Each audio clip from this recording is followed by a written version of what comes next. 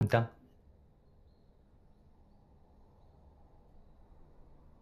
I somehow still can't hear you for some reason. Can you hear me if I'm talking? Yeah. I can hear you. I just haven't been saying much. Oh, yeah, I can hear you now. Good. Cool, we're all ready.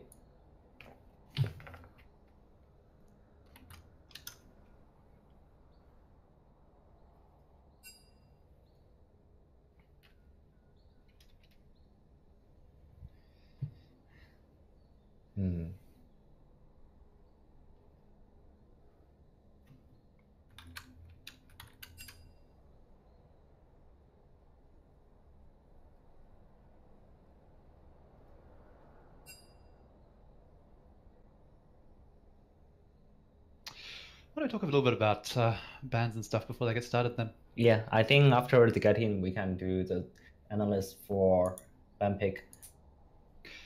Well, just what we expect to see coming out of them, because bans and picks will go pretty quick once we get into it.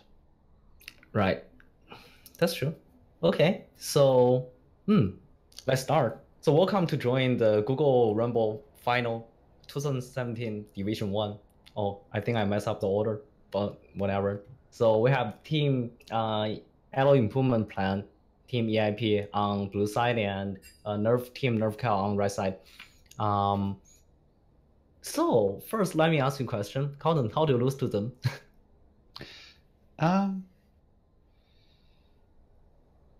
They have quite a strong top laner, and they won a couple of games playing around him.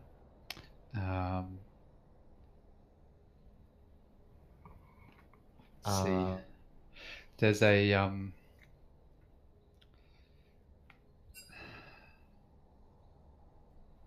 I know it's hard for you. It's also hard for me. I'm just thinking what the best way to describe it is. I think we basically tried to play late game scaling comps, get out of the early game, which worked in games 1 and 3. Right. And in games 4 and 5, they were able to take advantage of mismatch in the top lane, play their jungle pressure around that. And okay. Yeah, it was a close series. We also got caught a couple of times. They ran a blitzcrank support in a couple of games, and he got key picks at several points in the game, which led to objectives and the game snowballing away from us. So, I think we lose on the other way. We lose to EIP just because they have a better scaling comp and they actually have pressure with the scaling comp, and we don't have very good execution on early game. So when we do, we win the second game. But other than that, I think they're like individual players better than us on the lanes. So that's why I think both teams are standing here for the final. So let's come to the ban picks.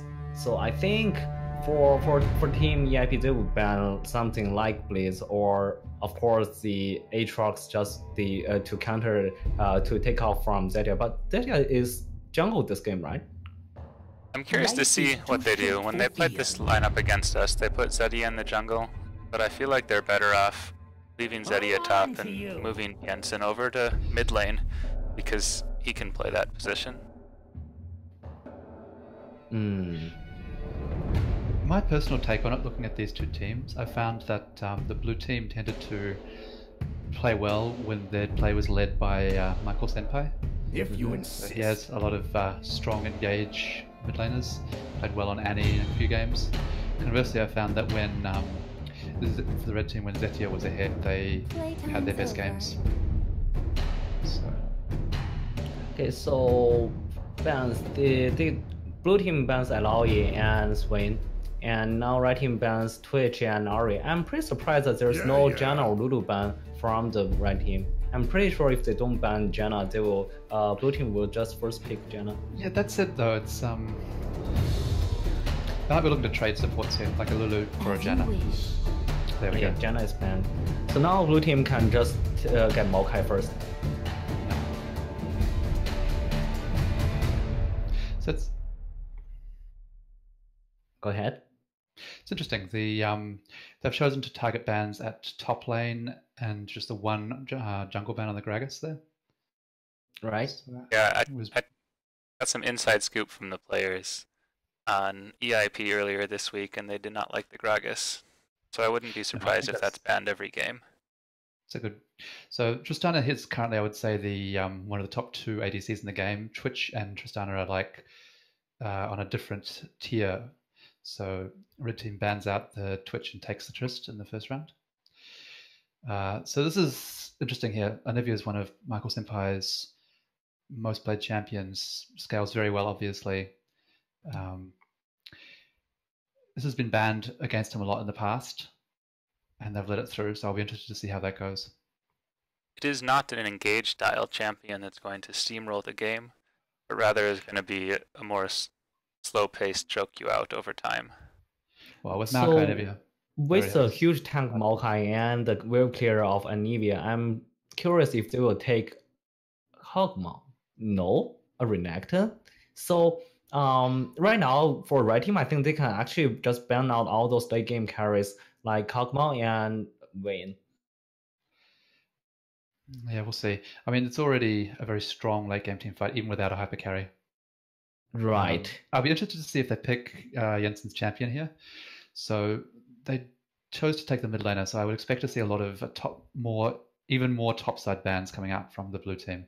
I expect them to see them ban J4 here. Yeah, what's interesting is that the 2 bans top lane can actually go somewhat against either Jensen or Zedia. Yep.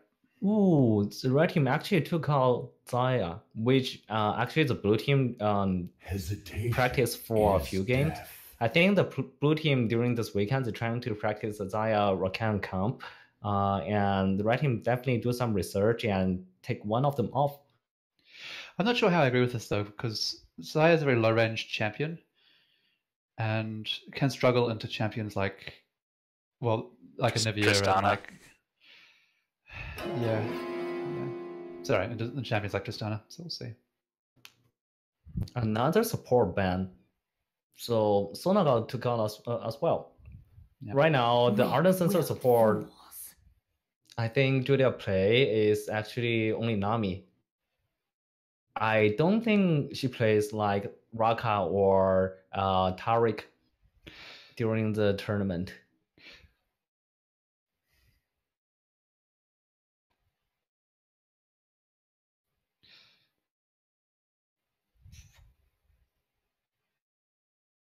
Oh, he's running out of time. Okay. The Pantheon pickup. Close. I think that means Blake. That indicates that Blake's top lane, based on past game history. Which I'm not too surprised. Rahul Copter has played Victor as well.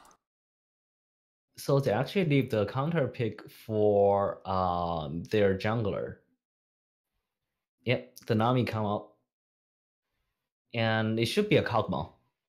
Yeah. Yeah, it's a very good disengage comp to be able to protect the Kog'Maw. It's good either way. It's just a very strong teamfight comp. And here comes the invade jungler Rek'Sai. Yep. So looking at these 2 comps, blue team is I think a much stronger team fighting comp here. They have a very big front line. They have excellent AoE. They have a hyper carry ADC, and they can layer Maokai ult, Nami ult, and Anivia AoE.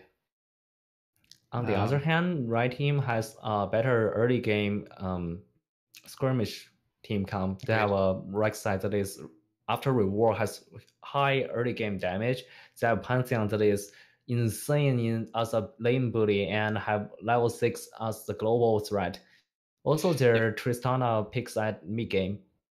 Yes, I agree. So they're gonna red team's win condition will be getting the Tristana to be able to take turrets before the Anivia has enough mana to wave clear for days. Yeah, I think also they don't want to group. They need to keep this spread out across the map. Make use of Pantheon's global and skirmish heavily. So one thing I'm surprised is that Anivia is taking Ignite instead of Teleport or Cleanse. I think Michael Senpai is trying to get some solo kill mid, so that he can actually have pressure from it to both sides of the map. He's had significant success doing so in the past, so it's not totally surprising. Top lane will be very snowball heavy. If either Pantheon or Renekton gets behind, the lane becomes very difficult to play for the other one.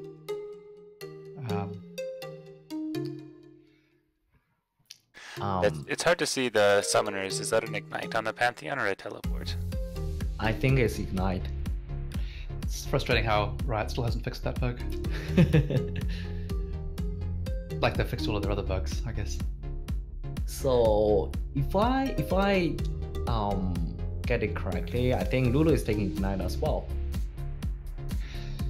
I wouldn't be surprised in Janami. They can look for the all in at 6. I think bot lane has a much stronger lane at 6.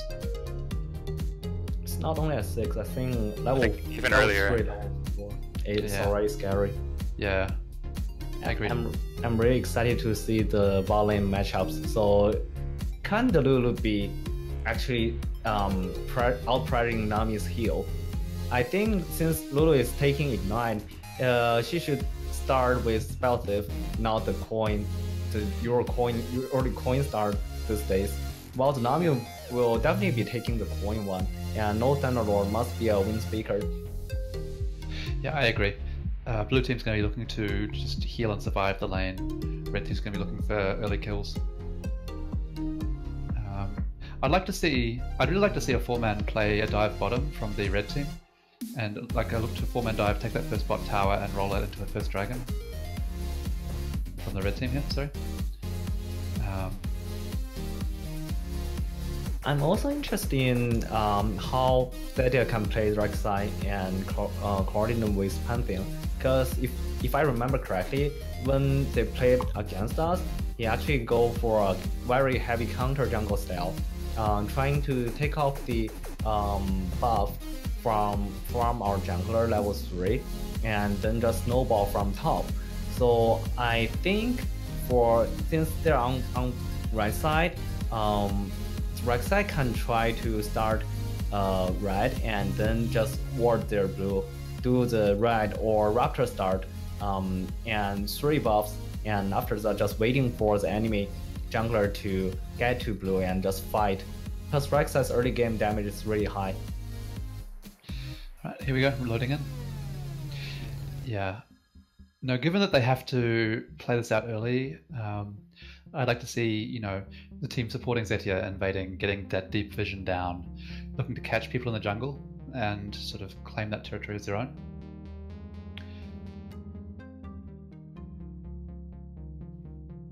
I agree. Do you know who is the shot caller for Red Team?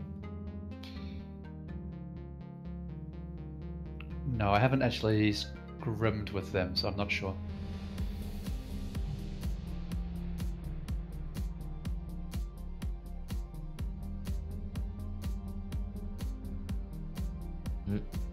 Okay, I need to reload this. It's not loading for me. It's not loading for me as well, which means there may have been an early pause or something. No, this is just a bug. Wait, why? Oh, it's going. Okay. It's working for me now. If you wait it out. Back in. Yeah, we just waited out.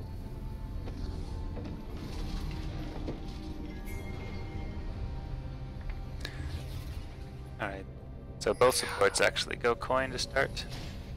Yeah, I'm surprised. I would have thought the Lulu would go. Alright, let's talk about level 1s here. I think that the blue team actually has the stronger level 1.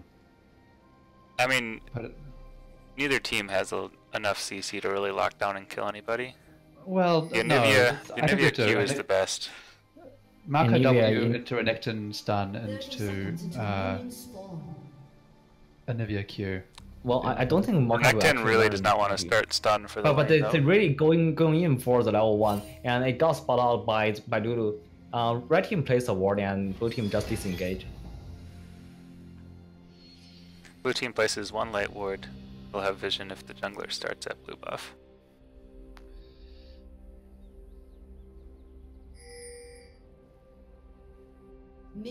has spawned.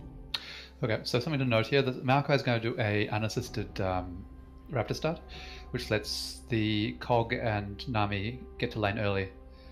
That they may even do a late invade on the jungle. It's possible. But either way, it gives them like a much needed breathing room in the lane by letting them hit 2 first. So this is actually really big for them. I think the Kog and Nami is actually just sitting there, hoping they will face check and try to do a level 1 the fight. greedy route. Yeah, I disagree with this. I would have liked to see them go to lane and push, get priority. There we go. Okay. The Kog is already moving to lane. Yeah. They're trying to zone from level 1. That's actually a very good play. Agreed.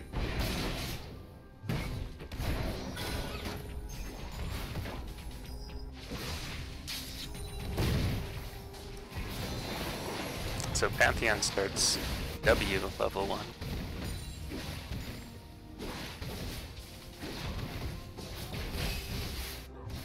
There's some trading going on in both mid and top. Anivia got behind in experience and just get level 2. Already get chunked by half.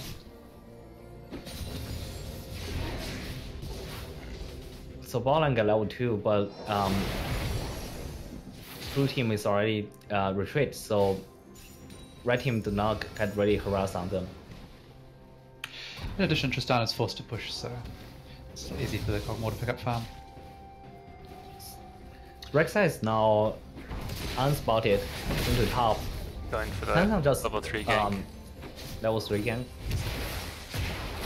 Knock up. Gets the knock up and there's the easy first blood. Yep. Very aggressive positioning for the for Gelzilla there without a ward.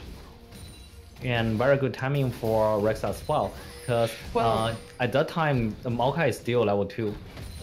Yeah, I mean, it's 3 minutes is the classic gank timing, so I'm surprised to see that he didn't have a ward down for that. Yeah, if you know the jungler starts at blue buff, they're gonna be top or mid at level 3. Oh, this will not be good for the Renekton. He chose to go in again. He had to ward, have to flash. This is his flash. I think this is dead Renekton. I agree. That's his teleport down. Yep. Totally mistake from Renekton. I just about to say the Maokai actually gave a good ward at river, so the spot of Rek'Sai is still around top, and he still chose to get in and try to trade with a whole wave of minions. Now he lost that and no teleport. Yeah, it's really good start top lane. You know, mid lane, well trade for Anivia. Hit the stun and then with the just easy half health from Richard. This Anivia is already looking very strong mid lane.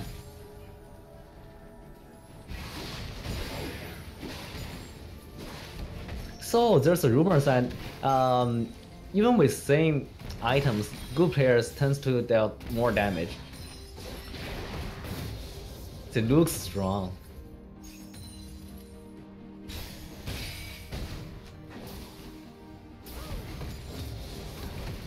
Also, one thing I hope Riot can change is actually if they can actually make spectator to know the coins about which coins on which side. Especially given the prevalence of the build right now. It's just like the redemption. So Pantheon has top lane frozen in towards his side. We see Furthermore, Zethia hurting hanging top again. Renekton. Maokai is going to need to come top in order to help push this out. Yeah, so what's happened here is that by sort of threatening that dive top lane from Rek'Sai, he's drawn Maokai up there again, even though there's no jungle for Maokai to take. So. That's actually a very bold move from Renekton. If the Rek'Sai is not standing at that position, he could have died. I don't think so. He has double dash. He only gets it if he can tag Rek'Sai with the first one. A lot of trading bot lane. Nami should be able to heal up the Kog'Maw though. It's a very good timing for Lulu to use the Polymorph. A stun on Victor and E. But Victor hits the Empowered Q as well. Looking at the CS numbers across the board. Oh, we've got action going on mid lane. Nivea flash. Ignite for flash. Yep. No, it's not ignite for flash. I No, need to it's- use both summoners. Yes. Trying to survive from that. Given that Nivea's summoners are now down, I wouldn't be surprised to see Rek'Sai look ripped to the mid lane for the next gank.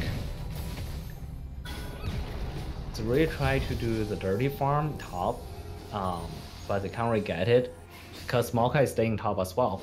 So if Maokai is not there, they're definitely gonna to dive the Renekton, which is not 6 at the moment. Looking across the board here, we see a little bit of CS lead opening up in the top lane and in the jungle. Bot and mid are going relatively even. But this is actually good for the Victor, because Victor really need the first 1250 for the first upgrade. Yep.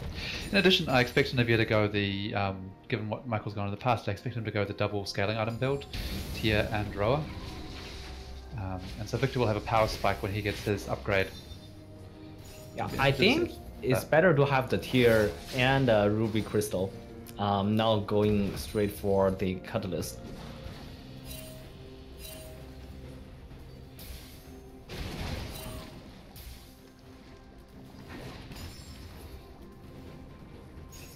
Now both jungler is heading towards their second buff, second rotation of buffs. But actually Rek'Sai clear out the pink ward in river and choose not to do the buff. Spot out Maokai. Wait, what does that plant called? The name of the plant, which actually scout out everything. The Scrying Orb. Oh, Scrying Orb. This is a very good gank position from Rek'Sai. Yeah, bot lane's forced to play scared because of it. Anyway, I have no flash. Some top, and Pantheon flashes and is able to pick up the kill. Pantheon's doing a really nice job here of keeping the top lane frozen, forcing Renekton to come in for the CS. Ooh, I missed the kill. I'm bad. Renekton does have TP here, which he's going to use, I assume, to get back and collect that wave. So Renekton still has no armor. I would not be surprised to see, especially with the flash being down, So, okay, Rek'Sai showing up again. Despite being behind here, Renekton's going to keep his TP and walk back to lane. But this Renekton is already down 30 CS. He will now hit his and 2 levels. He will not hit his power spike as early as expected.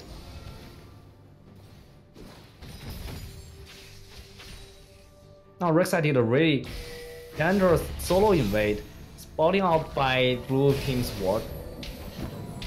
There's no collapse from Renekton. I think they might be scared of the Pantheon out. Well, he would have had to give up 2 waves of farm to make that collapse though, and Rek'Sai would have gotten out anyway. Well, so, although it was a risky invade, he timed it with like a large wave hitting tower, so... He actually used the tunnel thing to get in. So if they collapse on him, he would burn flash at least. Maokai was there as well. Maybe.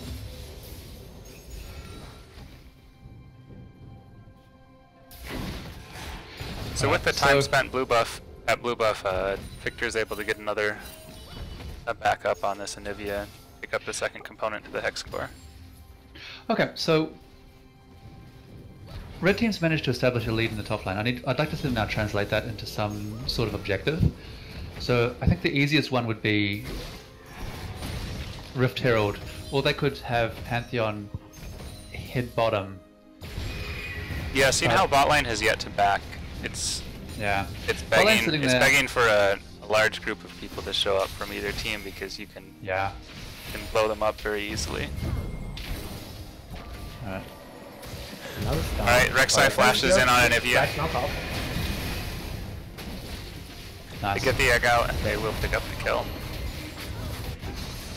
Well played. Nice timing as well, that was right before Anivia's flash came back.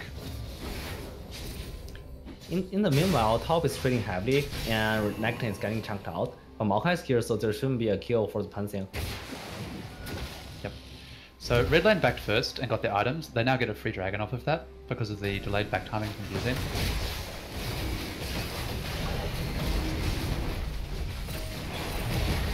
So Victor ends up getting the enemy's blue, and they still have their blue up. He can actually have blue buff for a long time. Yeah, and Olivia is now going to have to stack her blue without, stack her tier without a blue.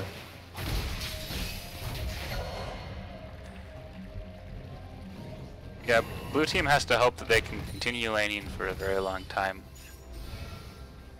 I really would like to see a tower go down soon. I think red team's going to need to go and take the Rift Herald and use that to translate into a tower.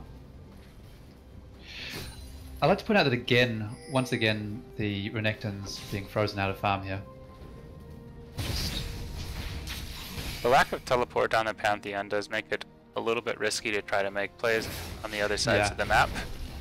He's forced to stay there in order to keep the Renekton down. Yep. So the Ignite, I think, has won him lane, but it does mean that it makes global plays more difficult. So we now see Maokai heading up towards the top lane. Because EQ spam is just too much for the Renekton to deal with. Even though they have the Maokai, I don't think they're going to be able to do anything. I think Renekton cannot go in right now. They have to let Pantheon go. Actually, flash coming from Renekton. Stun. And they are actually able to pick up the kill. Yeah. So I think that's a mistake there from Jensen, I think. So he pushed up there without a ward. So this is actually working out for Renekton for the damage first build. They're trying to show one more wave into tower, but got knocked out by the Rek'Sai. Maokai chose to cancel the recall, but Rek'Sai timing his ult pretty well, dodged the Maokai snare and killed Renekton. Rek'Sai's in a very strong place right now as well. Rek'Sai's completed his warrior enchant while Maokai is still working on components. There's all in both sides. jumps in, ultimate to disengage from Nami. Okay. Looks like it'll be just some flashing health bars. And heal from Kog'Maw. So I don't think anyone actually used flash there. Both heals were used, and those were the only spells.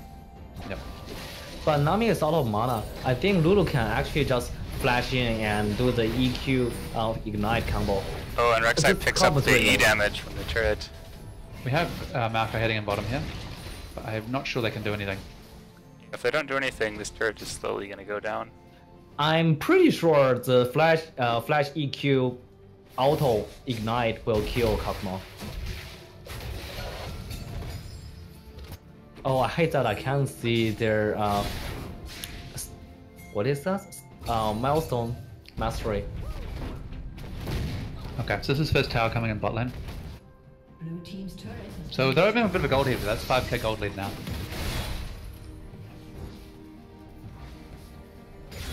Yeah, and more importantly, Tristana's now picking up a CS lead and the first tower bonus.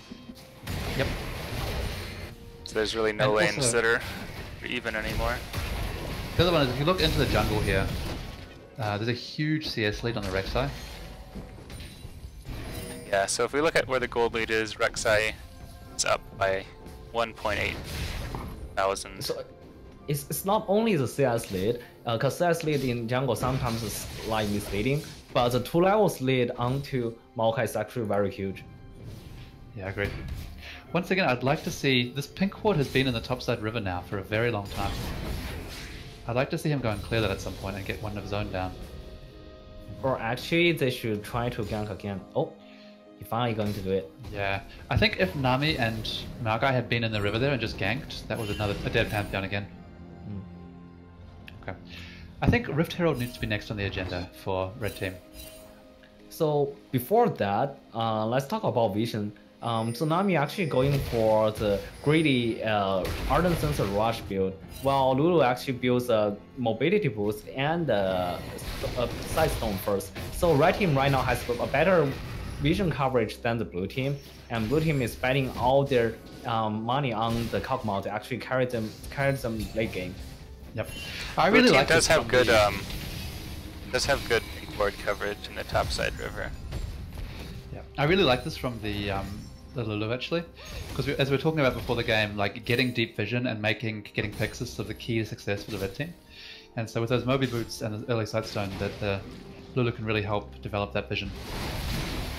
Another gun coming to top, but a counter gun from right side might be enough to take down Renekton. Renekton is down. Right side is on killing spree. Yeah, that one was well read. Also called read like a open book. Yeah. Both burned by the Victor. This Victor might be died. Oh, it's a little bit short on the Anivia wall. No. I think if Anivia have level 2 wall, it's a dead Victor. But he I was a little surprised by that top lane play. They saw the Pantheon go and put that ward down in the river when he cleared the pink. So they should have known that was warded. Oh, Maokai, don't try. You will die. I think that's a dead Maokai. Oh, the damage! Yeah, the dust blade proc from this Pantheon is pretty strong. Go kill mid lane, but this is a dead Anivia. End up trading one for one. And Anivia used both summoners and passive. So I don't think that's worth. And that should be They should be able to take whatever they want on the map. Top turret and an Infernal Drake. And a mid turn. Yeah, and Mata, which is really key because Anivia is so good at protecting that and keeping it up. Okay. 2 minutes left on Rift Herald, Infernal Drake up. I imagine the red team will turn to those next. It's almost a 10k gold lead opening up here. 10k gold lead in just 18 and 20 minutes. That's very impressive. So for your record, both teams end up 1-1 in the group stage. Is that group stage? Well, it's a one thing. In the regular season, they split their match. Yeah, regular season. Round robin would be the other thing you could say. Alright, so it looks like that everyone's starting to group around this Infernal Drake. I expect we're going to see a fight breaking out here. Pantheon's coming down and he has ult. And he actually got a GA second item. Sitting there waiting to see if there's any chance to ult. I don't think blue team can contest this Infernal. I think if they try and contest this, they will lose. I would have liked to have seen them group top and take trade for a top tower or a Rift Herald, which they're trying to do now. They might actually just get this Herald. No, there's a red ward. They're a little late on it. Clapping on Anivia. Anivia has no passive, no thunder. Should be a dead bird. Yeah. Okay. And Maokai is not tanky at this moment. So yeah, that's a reset. Good bubble. Good bubble. Blue team has to disengage. They can't fight red team right now. They have to buy time for the Kog'Maw to get his second item, at least for get the Hurricane. And with the Nami Ardent Sensor, they have. After that, maybe they have some power to fight. Red team was quite split in that fight as well. They had there's a Pantheon. The Pantheon man grab comes in underneath the turret. Oh, the damage on 3 man. It's very aggressive. It's not enough to That's kill a real them. man right there. Real man. He always has the Guardian Angel to back him up. Right, so blue team has all just respawned. I don't think that they're gonna manage. Red's gonna manage to get this mid tower here. But they get Kog'Maw's heal, which is, I think, good enough for Pantheon out. And right buff got taken out from Kog'Maw again. There's no right buff for Kog'Maw this game. Yeah, and Zeddy is, as you mentioned earlier, doing a very nice job of clearing out, of sort of living in Maokai's jungle. And there's no way Maokai can fight him anymore, so Maokai's being very, very badly starved of gold. Maokai's down 3 levels now. Yep. Which is incredibly difficult to do given the catch-up mechanics of the jungle. Yeah, and one complete item on Rek'Sai is a Black Cleaver. Maokai has no real armor item, but they already have flat penetration and Black Cleaver's percentage penetration. Oh, this is not penetration, it's armor reduction, right?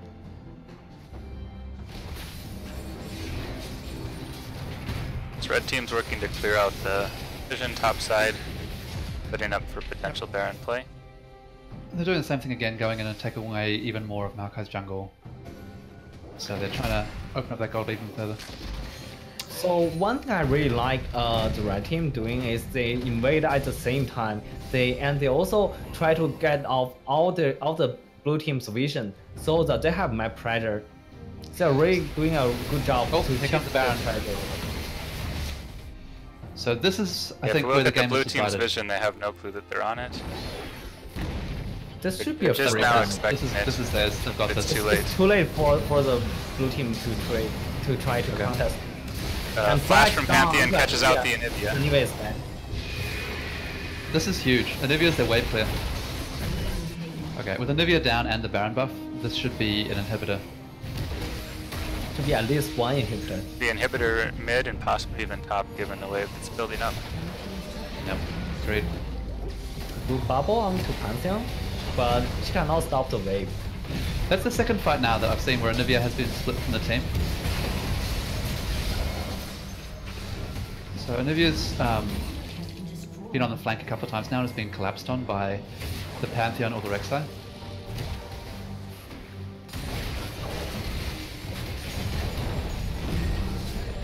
Given that blue team's set up to sort of have relatively immobile champions that need to move together and use their layered AoE CC, it's a bit of a problem.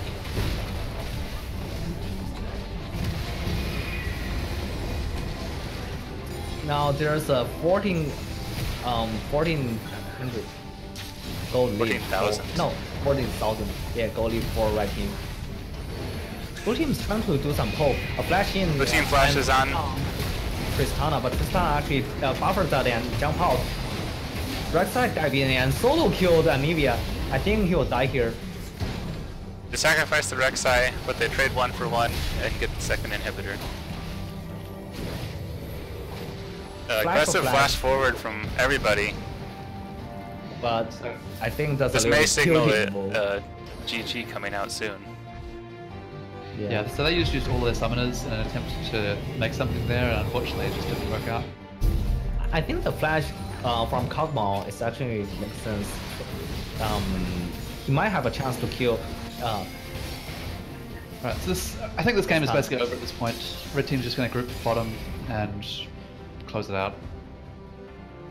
So the one advantage that blue team has is the waves will free push into them, denying red team farm and experience with the super minions. It's going to take a long time for some of these CS leads to catch up though. Yeah, unless red team makes some really bad mistakes. This is freelo advice. So I'm surprised that the Rek'Sai is not grouped with the team right now.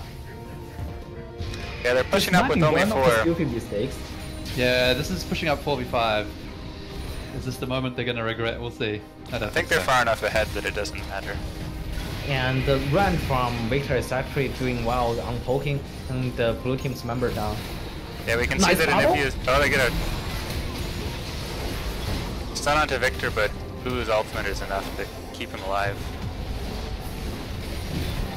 Oh, The bomb. now he almost goes down to the tower AoE. Explosive charge from Tristana.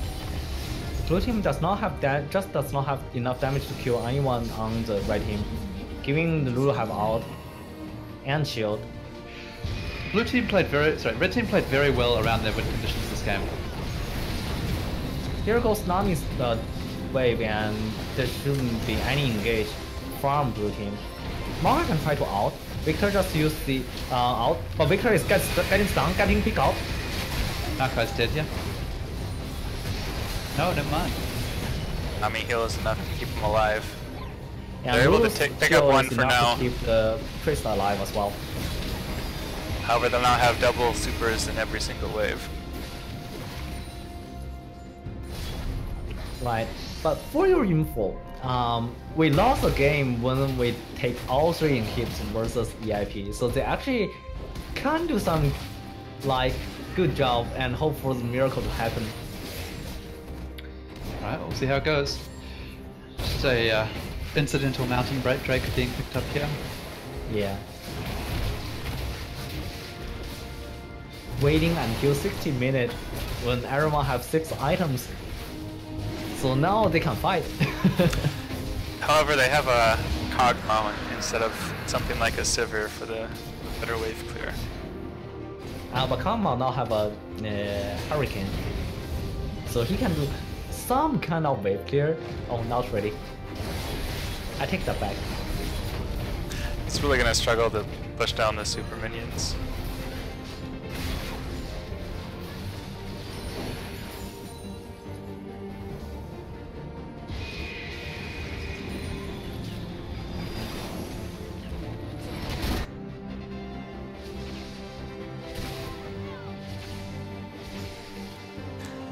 Red team attempts to clear some of the vision behind them to prevent a TP flank play. Still missing a few wards though.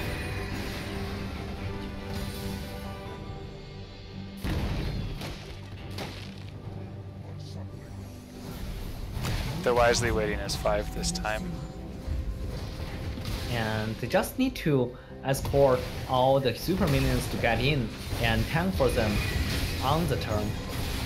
Yeah, Anivia can't clear all 3 waves at the same time. And even need one more item to do the wave clear job. And that can pop up the ult. E flash in, down the Victor. Victor might be down. Victor is down. And there's a nice bubble, but did not take off Rek'Sai. Actually get killed by the Anivia. The Kog'Maw is free to auto attack, and they're able to go 2 for 1. But top turn is pretty low. Can Tristana do that? Yeah, Tristana gets the top turn. There's only one more turn to go. And there's too many supers for the blue team to hold. Yeah, despite being ahead with champions, it's like they're still behind a number of super minions. So we see right here the team fighting potential from the blue team.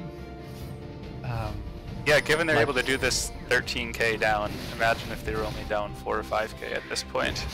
So we saw their Renekton flash engage, and that was immediately followed up by the Nami ult and the Maokai ult, and that just kept everyone on the red team just CC'd for a long time, and just let the Kog'Maw free hit on the backside.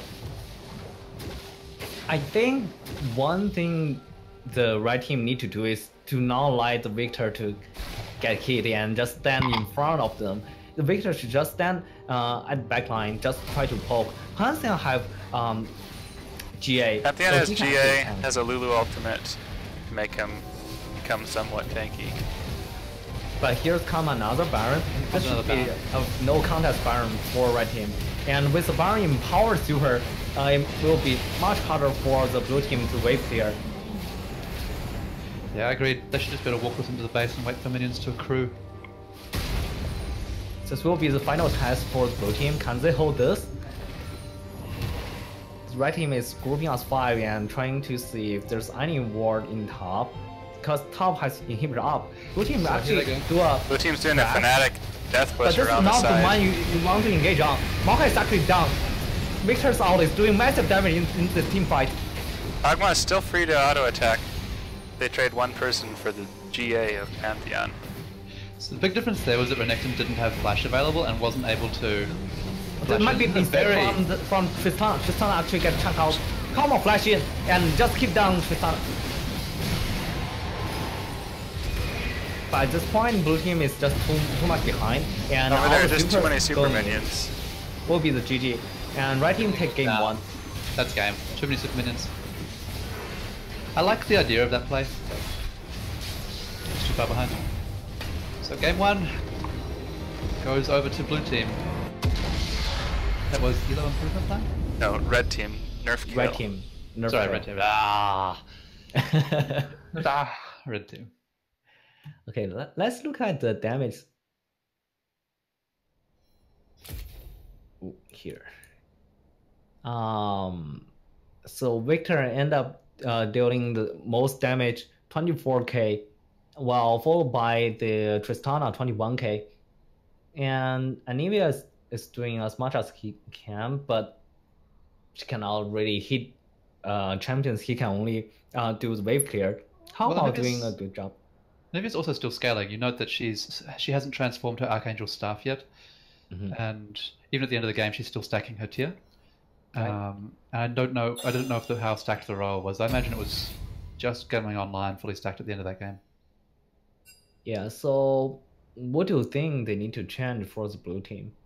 I liked their draft. I thought their draft was good. They need a ward at level 3. I think they just need to play around their win conditions better, and so like their win conditions for that game were just not dying, right? Yep. And Renekton, I don't think played around that very well. So he needs to ward. Carlton. Sorry? You need to join spectate. Yep. Oh, so I think part of that's just being more aware of ward timings, getting that ward down. Part of that for me is sort of wave control. So I think if all of them sort of keep their waves closer to the towers to make ganks more difficult. Agree.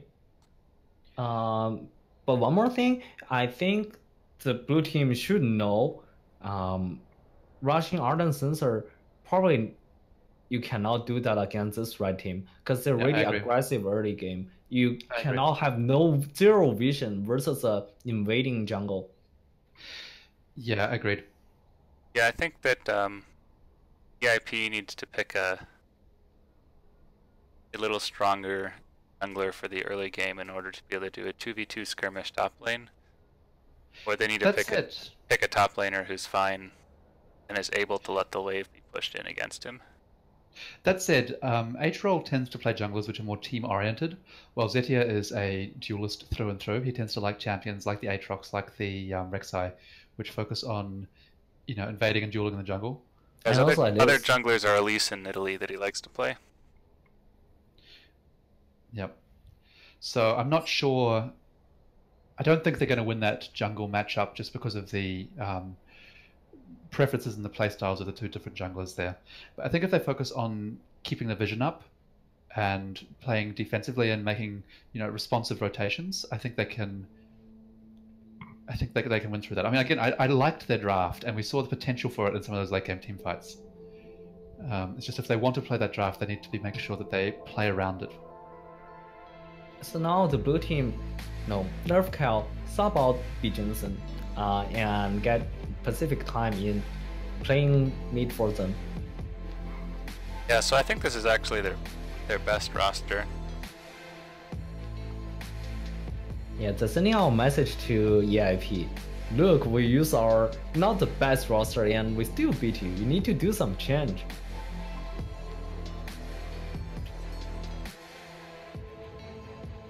Yes, this means that Zetia will now be the top lane. Rahul Copter coming. The jungle and Pacific time will take over the mid role. If Rahul Copter is the jungler, I would say he will play maybe more like Gragas or more team-oriented junglers. Yeah, I think this is actually slightly more advantageous for EIP's playstyle. I think their mid laner should be able to have just the same advantage over Pacific time, with a slightly less aggressive jungler to help on out. I doubt that. I think Pacific time actually might be a better player, better mid laner than Rahul Copter. I haven't seen him playing because when we played against them, Pacific time was not here. Right, looks like they're ready to go here. We're going to load into game 2 in just a second, I think. So now Zetia is playing top, so I would expect Aatrox ban against Zetia, and also Gragas ban against... Wait, what happened? What's happening? Looks like there was something went wrong. Yeah. So let's talk about bans. What do we think is likely to be banned? Is there anything from either team that you think they're going to change in their ban strategy? Yes, I think they will ban Aatrox first round. I would say for EIP they will ban Aatrox and Gragas and maybe what else? Let me see. Oh, Orianna. Interesting. Or perhaps the Tristana. Akalaka Lili has, I don't think, shown much interest in playing the Twitch, so I expect them to ban it once again. I think Nerf Kale just need to keep their strategy, keep their ban picks. While EIP needs to change their strategy for the ban pick, because that does not work out. The Gragas ban, the Twitch ban, both expected. I wouldn't be surprised to see a ban of either Janna or Lulu out of blue team. Yeah, definitely Janna, but trying to force a ban from the others. Oh yeah, it's Ari. So it should be Twitch, Ari, and Janna for blue team, and Gragas, Aatrox, and Orianna for red team. They actually banned Illaoi. Strange. No, Zettia plays Illaoi. Yeah, he does play Illaoi. It's a little bit harder to carry on those champs. So they're leaving the Aatrox up. So Nerf Kale has also never picked Zettia's champion in the first round. They That's true. have left is it top Second lane round. and usually mid lane to the second round of picks. So the first pick Lulu, and now Tristana is open. I think EIP should just take Tristana here. And a Maokai maybe. I think Maokai pick is still okay. They just need to play around that. Whoa! Ooh, it looks like they're gonna go for the early pick. Dire Rakan pick. Okay, so they want to take this lane now before it can be denied. This is a very strong bot lane, both in the early game and in the late game. This is very good engage. Yeah, but I doubt they can play that very well, because you do need some skills on the Rakan to make it work. Yeah, and they do give up the Tristana for this. Yeah, and they give up Tristana for this. I would say this is a little bit too hurry, because you can get Tristana and get a normal PO support here, or get a Tristana and Maokai here, and there's certainly no real big AD carry that Rakalaka Lily can play. I think Rakalaka Lily plays Tristana and Jinx. Lucian. Yeah, if the Tristana was banned or was picked away by red team, Rakalaka Lily would be forced onto Jinx for a late game carry. Or the Lucian. I haven't seen him playing Lucian in the tournament, right? And Jarvan picked up for the blue team. This should be jungler for Helicopter. And Nivea is banned just to prevent the red team to wave clear forever. I think this is actually a good chance for EIP to actually take Annie and get some engage from mid lane and some lane pressure.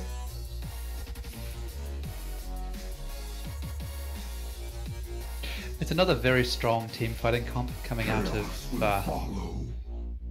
improvement plan here. Ooh. They ban out their own champion, showing the respect that Zettia demonstrated on Renekton last week. Oh, last week. Okay, I see.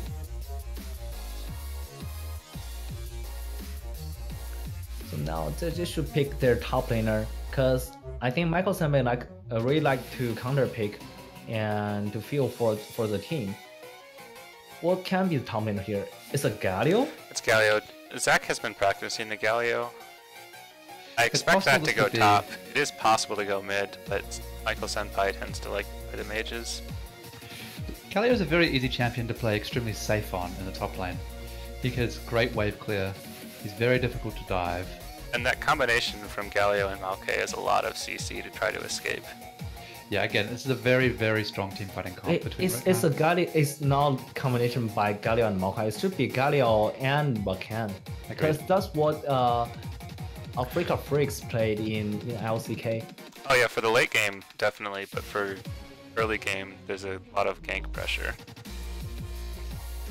Galio has good early damage. Lucian picked for Pacific time, trying to deny the mages, but yeah, it's Annie. Annie coming out. I think Annie is actually doing a good job against Lucian, to counter Lucian, and also blue team has Rumble right now, but Rumble, I think with the change on Rumble, it's really hard for him to actually do solo kill in lane, and they have actually a Galio top, so Galio has the spell shield to swap some of Rumble's damage. I think Grumble also auto pushes the lane, which makes it a little bit easier to play safe. Something here I'd like to note is that blue team doesn't really have a big tank here. Jarvan will get tanky in the late game, but it's difficult because there's very few people on the blue team who are willing to step up and zone the Annie. Yeah, they had 0 tanks last game as well. However, they had the Lulu enabled. Yeah, they did, but we saw how that ended up for them, losing fights while still down up 14,000 gold. Who would you guys seems to lock in? This time Lulu is taking Exhaust instead of Ignite, and Lucian is taking Heal. I actually think Lucian should take Cleanse in this matchup because Annie has stun and Maokai has a very just point blank snare as well. So, what do you think, Vance? Who do you think won this draft? I like red team's team comp better. I agree with you. I like the red team comp here. I think that this time blue team doesn't have as strong of a pick comp, and that red team has, again, the stronger team fighting comp. They have bigger tanks. They have, I think, in many respects, better initiate. So what do you think if you were to swap out the Tristana for the Xayah? I think it doesn't make much difference. I think it gives them more sustained damage. The Xayah is a little more bursty. No, Xayah can be a hyper carry late game, but it's just her range is not that far. Yeah, I think the only thing which could win this game is if Zethia gets very far ahead and Rumble ult can win fights by zoning half of the team. Oh, not really. I think just go into mid game, they can fight. Rumble just need one item. Just need the Liandry. And Jarvan Rumble Lucian is very strong mid game. They have a good mid game spike. And even late game they still have the Tristana enabled by Lulu. I think for blue team, this game, Jarvan, one thing Jarvan needs to do is actually just to camp mid. As far as the red team do not get any big, they don't have really something to stop the blue team to actually just destroy their from front to back. Rakan is okay, but if they are spread out, Rakan can only out maybe 1 or 2. And if Annie has no damage, then the red team actually is lacking some damage to kill both their carries with the Lulu out. Agreed. The red team has low sustained damage. I think they need, red team really needs to get ahead early to let the tanks be tanky. Because if your tanks go into the mid to late game not ahead, they're not actually tanks. I don't think they need to get ahead, I think they just need to go even. I think that's fine. They just need to go even. They just need Annie to be not that behind. Yeah, and great. Annie, I think, is actually doing a good job to, it's actually easy to counter Lucian. When Lucian dash in, you just throw your Q onto him and maybe a W. You always win the trade. The thing is, if Jarvan is here as well, then Annie need to burn her flash first round and will get killed second round. So let's see if red team is doing a better job on visions and get counter gank from Maokai. When they play against us, I think H-Roll doing a good job to actually counter gank and actually get their team ahead. If he is able to do the same thing, I would say it will be a much different game than the first game. Interestingly enough here, this is the first time I've seen Zethia play a team fight oriented top laner. Typically he seems to favor more of the split push threats, Renekton, Aatrox, duelists. So I'll be very interested to see how this goes. If blue team does lose this game, I would expect to see Zethia go back onto a duelist and try for that sort of split push carry style again. Do you guys have time to check their mastery? I don't really, only flash for 1 second. The loading screen was like non-existent for me. Come on, Rel, fix that. So red team this time trying to do a first level 1 doing invade. a GE. They might be the only team to get it. might get spotted out by the blue team ward. It's a really early ward by blue team to prevent invade. That's a good ward.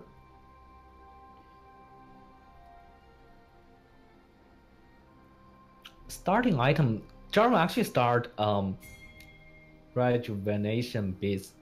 Right, so the ward should spot them out. It's a flat. And this time, right? It's a really wasted ward. Yeah, I think I should just ward the red to know where the blue team start. Yeah, if we look at the vision, you can't even be certain that they're starting on Raptors with that ward. We see Zetia setting up very aggressively positioned up there. Oh, you can't do too much with Rumble level 1 right now. No, that's true. Let's see what happens here. Trying to poke. He gets some damage. I would say this. Oh, 60 damage? Good for level 1. Lane's over now, that's it, he's won. Yeah. So both junglers start bot side, and they come into lane at the same time. And again, both support starting coin.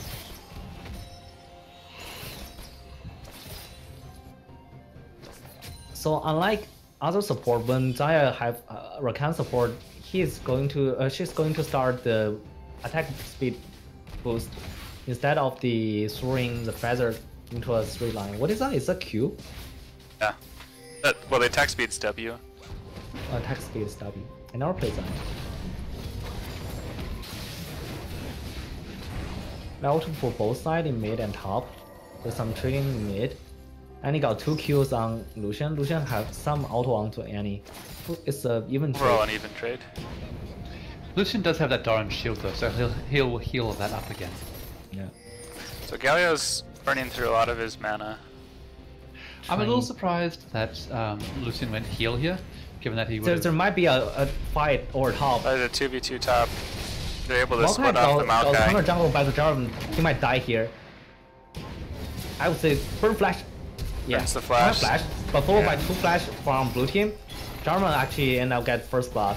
Refresh his double buff. Yeah. Yeah. I think that's unfortunate. Rumble Jarvan is a much stronger 2v2 than Galio Maokai early on. Level 3 into level 4 flash ignite by Flash Annie. ignite burned by Annie, flash and heal from Lucian. So no summers on both mid, but Annie actually wins that by a slight more health. Yep. She also has more burst threat now on the Lucian. Yeah, so go back to the gank over top. One thing that make it happen is just because Jarvan can clear it faster. Oh, I don't know if Annie spotted out. The ward should be able to see Jarvan, but Annie does not retreat in time.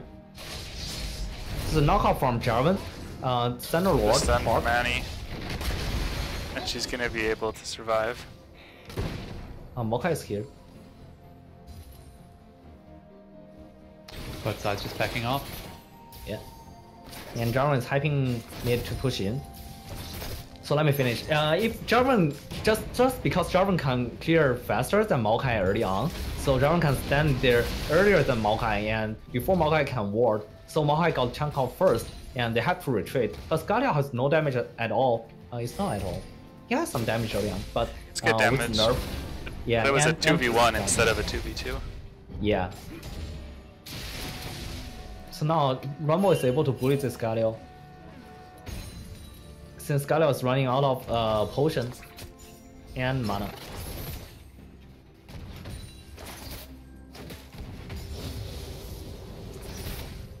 Meanwhile, in bot lane is pretty even.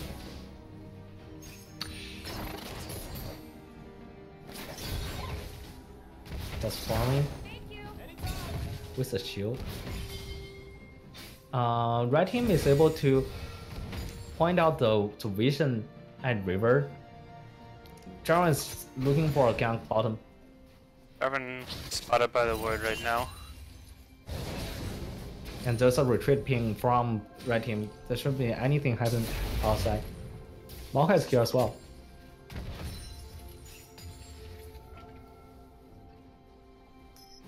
I think Charon see Maokai. Yeah, and Maokai should have seen the ward. However, he's Yeah, so unable to trigger it with the Scryer's Bloom. there's a missing king from Jarvan. Oh no, it's just a flag, not an actual ward. We're seeing a very big CS lead opening up here in the top line. Level 6 to level 5, but this is a poor equalizer. But Rumble might still be enough to kill the Galio. Oh, not really. Galio... Rumble is overhit. Flash. I think that was actually a very good equalizer. That equalizer cleared out the large minion wave, which was currently aggroed on the Rumble and would have done a lot of damage during that fight. I think Galio went in because of the large wave. Ah, that makes sense. It's also level 6 on level 5, so it's a good timing for Rumble to engage. Galio went in because of that large minion wave, and when the equalizer cleared that, he realized he was in trouble. It's a very large CS lead now opening up. So that's why Zeta is a better top than me. Because he knows to use the equalizer to clear out the minion waves. Any 6 mid has a lot of threat on this. So especially the flashless. Just down, W. He's just getting a little bit of poke damage. Chip damage, yeah. When her Waiting next to go all in. rotation comes up. Yeah, exactly. I really like the Lucian Nectron first buy. That is reduced a lot of damage from any. Oh, and he's able to dodge he dodges it. the bear with his dash. Very nice play from Pacific Time, just very clean. And he must be very angry using her Tipper to punch out those minions. But that does not do any damage on the Lucian. Jarvan is able to secure the trap top and looking for a gank in mid. Anyway, that Tipper is very squishy. Gets an EQ knockout, but there's no ult from Jarvan. And Marcos, yeah. Yeah. It should just be a bunch of tickling. So bot lane just hit 6. I expect to see some action happening in this bot lane shortly.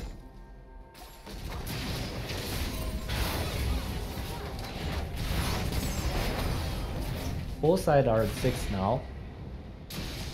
Galio's being forced further and further out of lane. Yeah. Just again, 30 CS lead on top. Yeah, Galio's not having a good time. No, he's gone Fairy Charm, no Magic Mantle, just pieces, and Boots. Just pieces all over the place.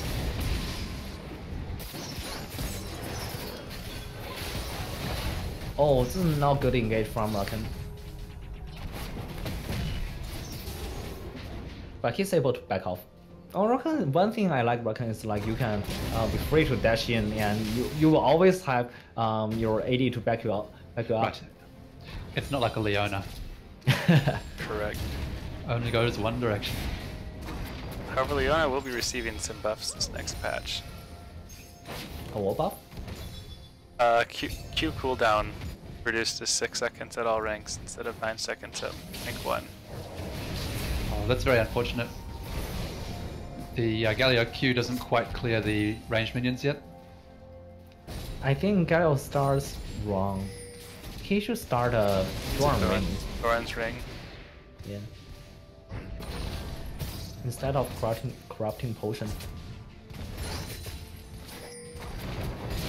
Yeah, the mana regen passive for Doran's ring is... Oh, there's the all-in from Rumble, but I think this might not be enough. No, it's not enough. That time was definitely a bad equalizer. Yeah. Meanwhile, Jarvan trying to gank mid again. I think blue team really gets this point is Jarvan just need to camp mid. After a first very good counter jungle top, he only need to shut any down because top is winning by itself. Well, note that he hasn't managed to shut any down yet though. That's true. But stopping any from like playing aggressive is very important. Yeah, and their absolutely. bot lane is roaming faster than the enemy bot lane to support their jungler. For all of this though, they've only gotten a 1k gold lead so far, and they haven't secured any objectives. And it should be entirely in the top lane. Yeah, and so like we need to see this Rumble advantage turn into... If he gets the stun, the flash, Will the ignite be enough? Nice. Should Yep, be the enough. final tick. Is Yep. able to take down Takes him Pacific down. time. Nice play. Very nice play. Lucian definitely underestimated Annie's damage, and I think the one Tiber auto attack actually killed Lucian. Ooh, Rakan does not demonstrate the proficiency to ult before the W. Nice ult from the Tristana. There's a TP going in by Rumble, but Rumble does not have ult. And Maokai Jarvan comes on in. isn't here. This is not a good timing. No, I think that was a bad ult. It's a bad TP. Zethia should have stayed top and taken that tower.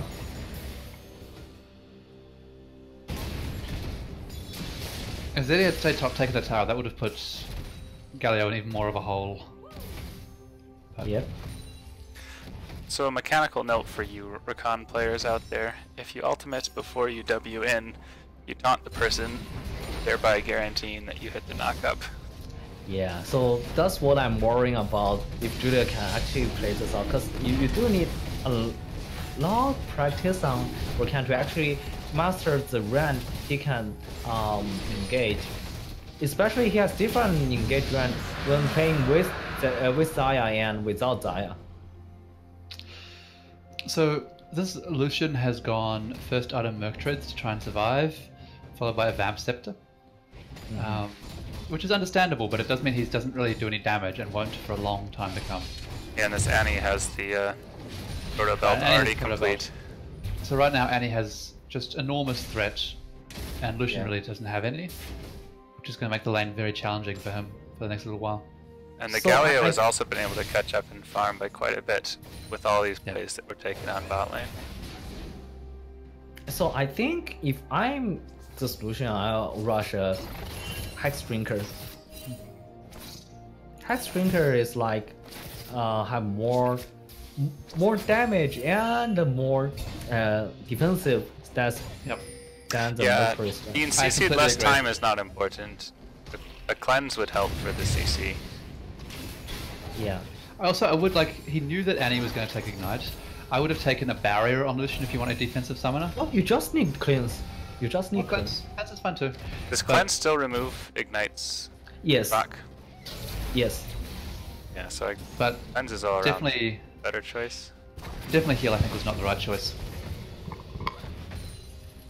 So cleanse is more exposed to remove ignite, and also late game just try to help you to have one more ability to survive. Because late game Annie's ult is not gonna to kill you entirely, but the stun might be able to kill you. If you have the cleanse, you can actually survive a team fight. Annie All of this proto belts aside- in, Lucian has to flash away.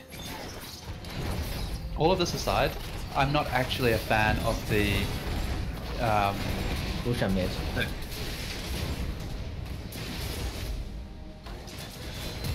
What do you want to say? just watching this top lane fight Oh, first. just fighting top lane. And a solo kill again for Rumble. No. So I don't like the Lucian pick in general. Lucian's typically picked to be a very strong laner. Oh, this is a And- blind pick, Lucian. It was a blind pick Lucian, but like the Annie's a known quantity.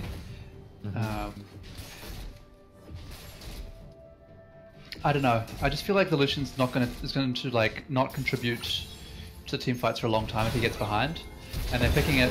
Flash into- engage bot lane. Tristana's time able to management. proc the W to escape. Yeah. So again, Meanwhile, mid Phil- lane, they lock down this Annie. However, she's still able to take out a kill. I think might get both. She's not done yet. She keeps on going. Lucian picks But one up, Tipper but her is Tippers after the invisible. death is able to pick up the double kill. Yeah. Really well played by Annie. And misplayed by Rakan again, not able to connect his ult and W. Yeah. Given that, I would say Michael Senpai is the strongest person on the red team, and the person they look to sort of make plays and win lane. I would have liked to have seen blue team pick someone mid lane who would, you know, still contribute to the team even if they get behind. Yeah, strong wave clear. Like someone with wave clear, someone who can safely farm even if they get behind, someone who has CC or brings something else to the team. besides just lane dominance. Right. But Lucian is like, it's an okay pick, but you do need to know how to play, and you do need your entire team to play aggressive to do those small skirmish early game, not going for the big team fight. Rakan W's the ground. Maokai sneaks into the bush, however he's spotted out by... Yep. I just think that the Lucian pick is high risk, relatively low reward. Yeah. That's true. So I'm not a fan of that pick in general. Blue team's looking to set up dive top lane. Actually, Orianna is open. I think the reason they pick Lucian is they don't want Michael Senbei to counter pick with Cassidon. Because if I remember correctly, Pacific Time is a good Orianna player. Yeah, he plays Orianna, Syndra.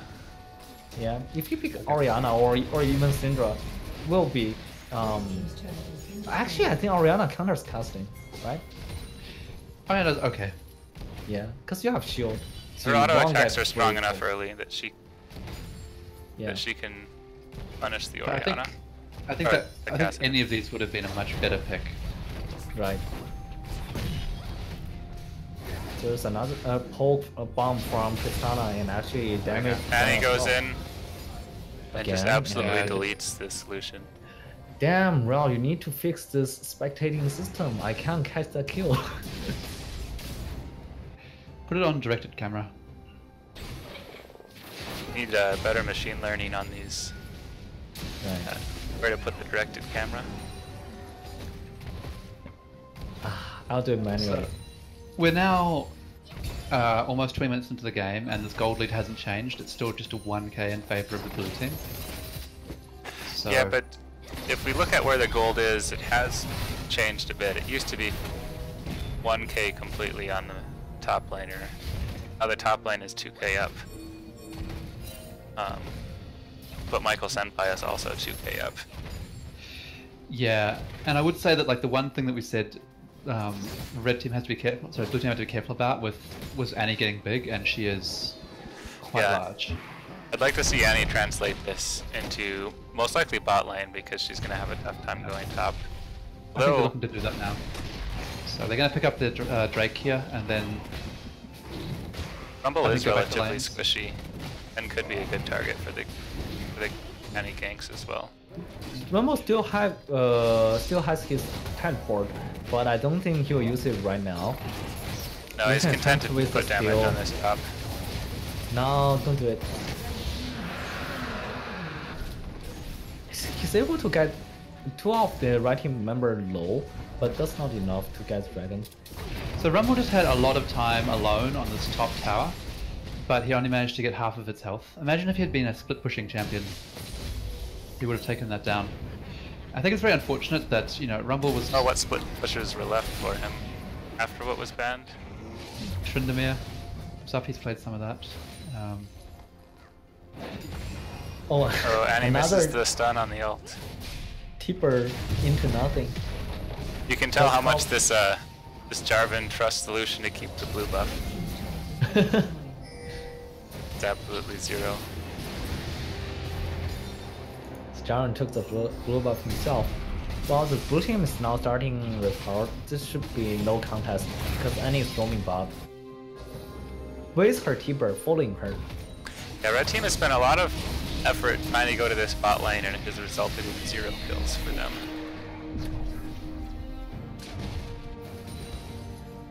So into mid game, I think Tristana and Zaya is basically maybe equivalent at this point. Late game Tristana has just a better range to do damage, but Zaya has a better survive without.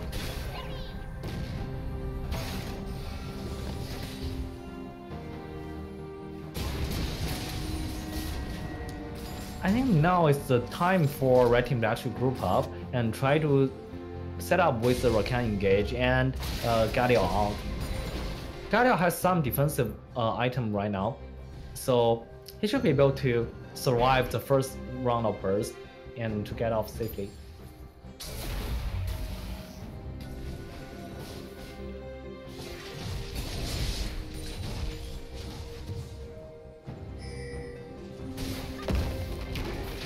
something. Right, Maokai roots the Lulu into the Q. Khan hits the ultimate. Jarvan's got them captured, however, he ends up being captured himself. Galio ults to get the damage reduction onto this Maokai who's already tanky. Yeah, that was well played. That's definitely... We see there how the red team comp is intended to play out. And we see once again that Zeddy is still pushing in the top lane. He's actually popping the Rip Herald, which The whole red team is training to him now. He should just type for out. Not for much longer. Able to pick This up is one. very risky for Rumble. I think this is a died Rumble. I think this is a dead Rumble. He might take one down with him. No, equalizers. He messed up. Yeah, equalizer not good enough. No, he overheat without using Q. Oh yeah, okay. And there's no going out from Rumble. Yep. So he cannot do that 1v3. He chose to go Banshee first.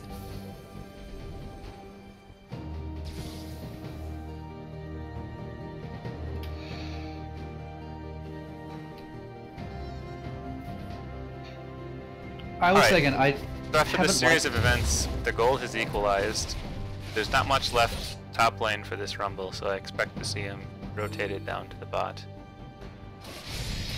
Yeah, I don't like this Rumble pick. Not because he hasn't played it well mechanically in lane, just because you don't pick a Rumble to sit in a lane and to push the whole time, and that's been essentially how they've been using it. Yeah, it doesn't fit his playstyle. This Rumble, we're grouping up with the teams. The fights could be dramatically different, given the double pan Leandri's completed. So I would like to see them go back to a champion that fits his playstyle more after this. Oh come on, they're not losing right now. It's only down 600 gold. This is still an even game. However, we said that all that red team needs to do is be even, and then their tanks and their engage should help them. Oh, so face check. Jarvan, don't do that. Everyone gets knocked back. Rumble's here to discourage any further aggression. So neither team is committing into this fight, because without vision it's very dangerous to commit in the fight. So now the swap, red team swapping their top lane to take down the top turn, while the Galio is hovering around mid. So actually, so he can get the ult down top. Yeah, red team's played this. Is rotating a little better here.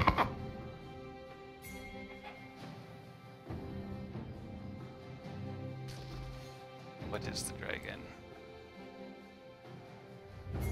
Oh, it's air dragon. It's an air dragon. Yeah, Cloud. It's cloud dragon. Spectator always likes to show everything as a Infernal. It's an infernal drake. It's always good for the winning team to have Infernal. For losing team, it was like, oh god, why is that Infernal again? Well, Infernal's a great late game dragon. Yeah, but for losing team, they cannot contest that, so they're like, no, not Infernal, please give us an ocean. Or give them an ocean. So right now, red team is trying to sweep out the vision at river and around dragon pit, so they can do the dragon. Galio is backing for some reason. Oh, he's actually going to hold top. While the other four of the red team is trying to start dragon. But blue team is, instead of contesting, they're trying to take down mid. It's a very good rotation, and it's pro belt in, but find no one to Tiber. Tristana is in a very dangerous position right now. Maokai pops the Regis Glory.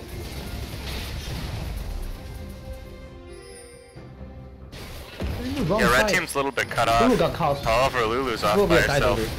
Flashes out him from Jarvan into Rumble out. This is a very good combo. But Galio's out is actually knocking both up. And Rumble Lucian's ultimate down. destroying them. Well, it will be a pretty massive fight. Galio is not going to survive. Oh, maybe he is. It's not enough. Yeah, Rumble actually take Galio down finally. Lulu is survived from all the skirmish and still be able to shield and out, doing enough contribution. This will be a dead mock as well. Only Zaya survived in the team fight. Very messy fight.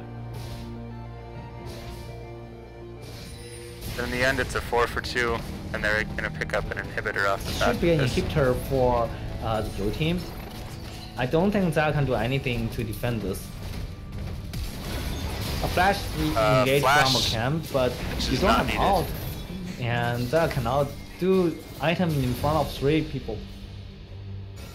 Flashes from the W range anyways. Guys, can you still hear me? Yep. I can't hear you. I'll reset.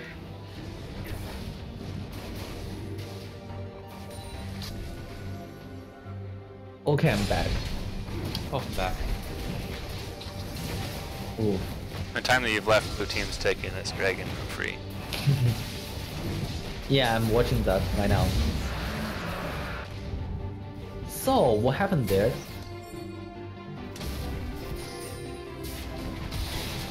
Oh, there's an engage from Rumble using ult, but that's not good ult. But John is able to pull off. Having flag drags and ult in. This Zaya really doesn't want to die. She's able to delay enough for that the team's damage to come through. Lulu survived with one just sliver of health, 60 health. After all that, it's a 1 for 1. Lucian really good, good flash to get out from the Rakan's knockup. This Rumble is alone. Yeah, but he can turn this on the Annie if she gets too close.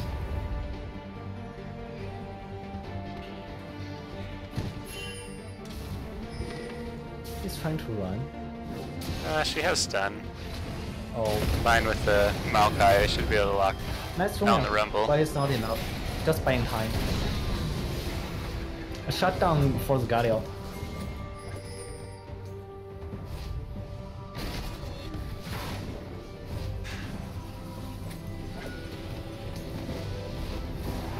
They bought a lot of time forcing red to back late. Blue team should be able to get down some good vision around the Baron.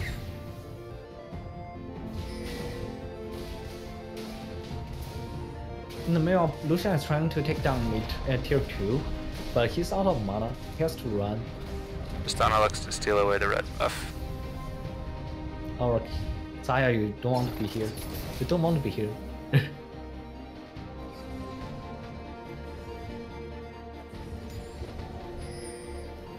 I think the engage on Rumble from Rumble actually work out because Zaya has no ult, so she's not able to ult the Jaren out, and Jaren used the flag and drag and to close the distance and out.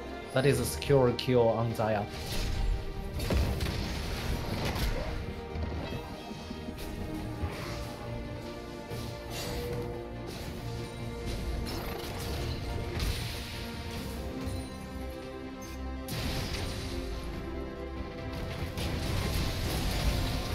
Tristana is closing to her 3-item power spec. Zaya needs a little bit more for her 3rd item. I think Annie might need a Zhongya now, just to deal with the engage.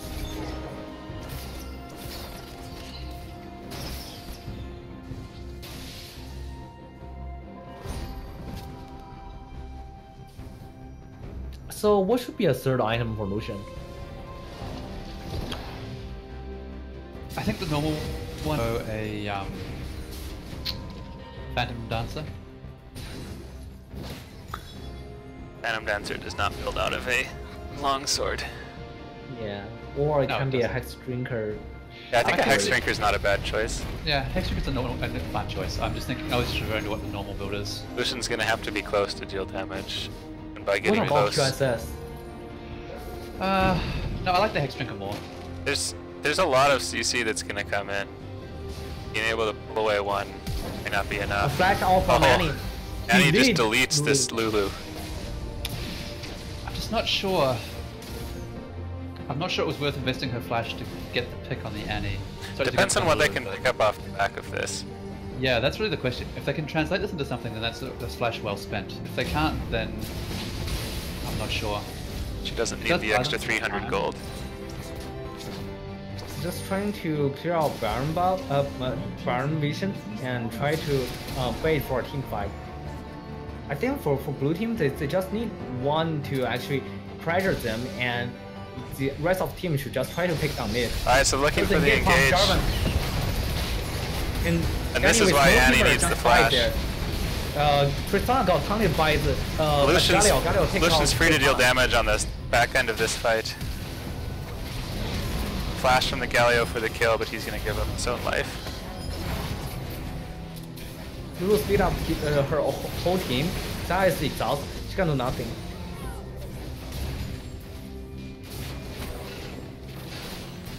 Lulu's going really deep. She's able to finish off the ace. Really well played team fight there.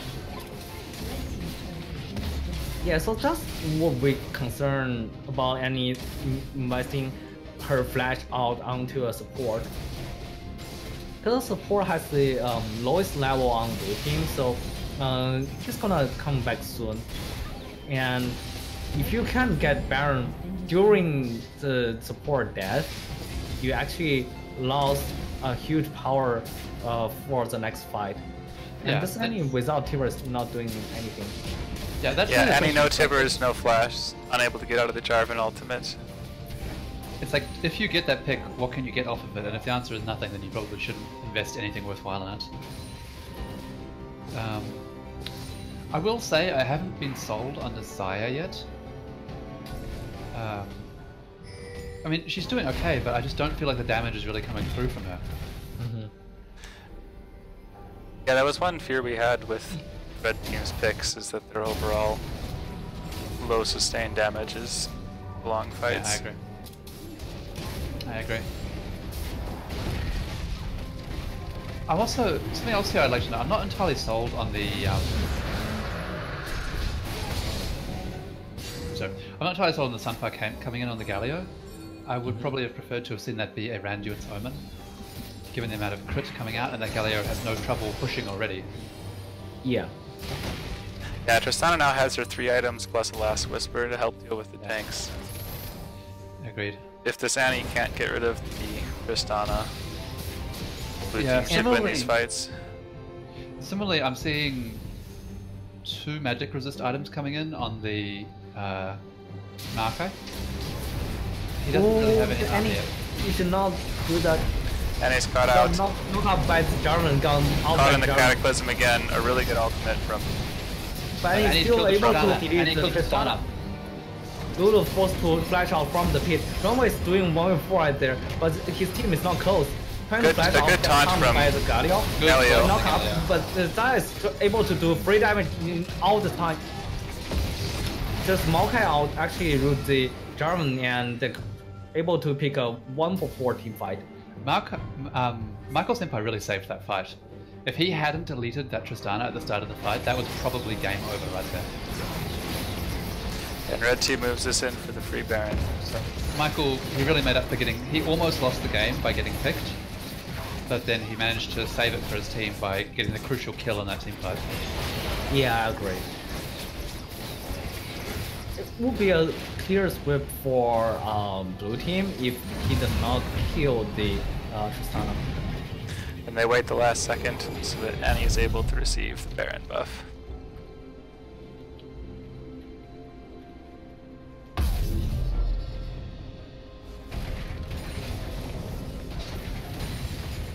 So at this point, Lucian is starting to actually fall off a little bit.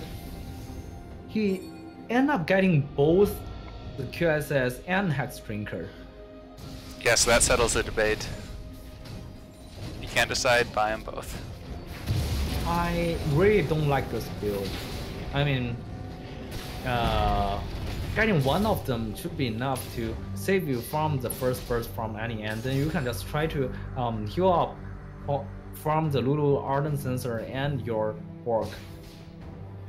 This is a little bit like you doing not enough damage in team fight, especially against those huge tanks. I'd like to see a Mortal Reminder come in. Well. Yeah, that's a good pick. That's a good item. On the Tristana, I'd like to see this last whisper turn into a mortal reminder. Oh, there's a Galio into two member from blue team. But Galio is able Galio's to forced to flash over the wall. Without any hesitation, he does not want to wait for the blue team to have a whole team here. Oh, and he's sneaking around the corner. Yeah, I don't like this at all. Red team's very split up. Okay, the He is trying to engage, but does not find the correct person. Rumble ultimate separates the Maokai from the rest of the team. But Annie is still finding Lucian. It's enough to get Lucian out. On the other side, good ultimate from Big Xayah ult. Big Xayah ult. Okay. So I take back what I said about the Xayah. She's now starting to come into her own here. She did a lot of damage in that team fight. It helps that they were fighting in a choke, which really let the Xayah AoE shine. She got like a 4-man blade caller there. Yeah, I think it's really the poor positioning from the Tristana. Actually, they were split. Yeah, they're split, and she should have jumped over the wall there and rejoined with her team. And she should just like wait for the red team to use all of their skills instead of trying to do damage the early. Also, I'll note there that without the Tristana hitting the Maokai, he tanked their entire team for that entire fight, sans the Tristana, and didn't really seem to take damage. Yeah, look at the Maokai. He doesn't really have armor item except for the chain vest and Regis Glory. Right, Regis Glory actually is not that give you that much armor, but he's able to tank all the damage without except passive combined with the Spirit Visage. Right, and the lack of a mortal reminder. Yeah, so that's why Maokai is like an OP tank right now. The tree is back in meta.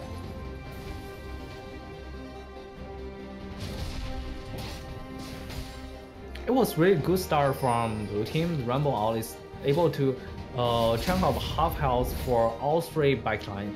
But after that, they should not really commit into it unless you get one of the carries down. You should actually just try to kite and do free damage on tanks.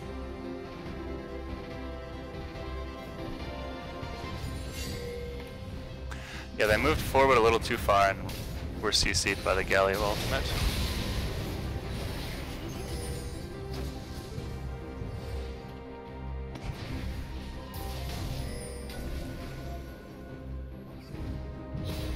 Trying to catch out Lucian. Righteous Glory to go for the Lucian. He's able to dash away. And blue team's actually here.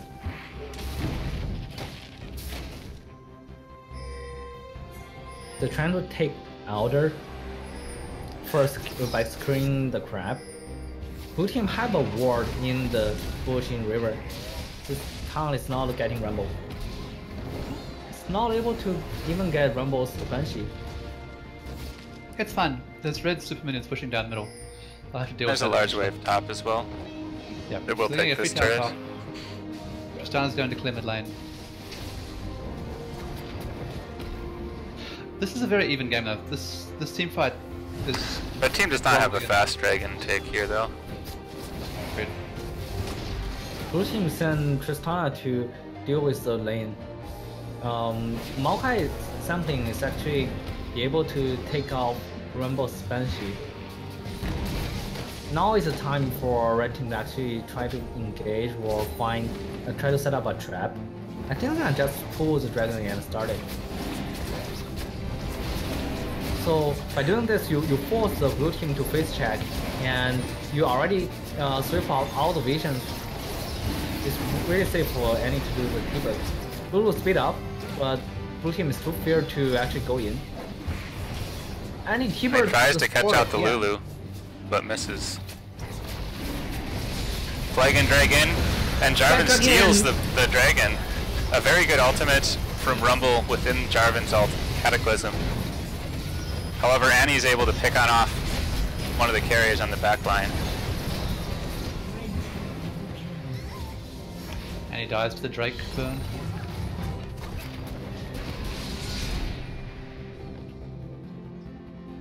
So, unlike last time, Tristana is able to survive in the team fight this time. And the flash from Rumble secure the kill on the Annie. Nice time for blue team. Baron is in 40 seconds. I think the blue team should take the trap on the top side to get some Baron vision. Yeah, red team will have the flash up from Annie and Xayah for the next fight. Annie will have his flash, her flash. Yeah, everyone except for Rumble. Galio and the Rumble will have flash for the next fight.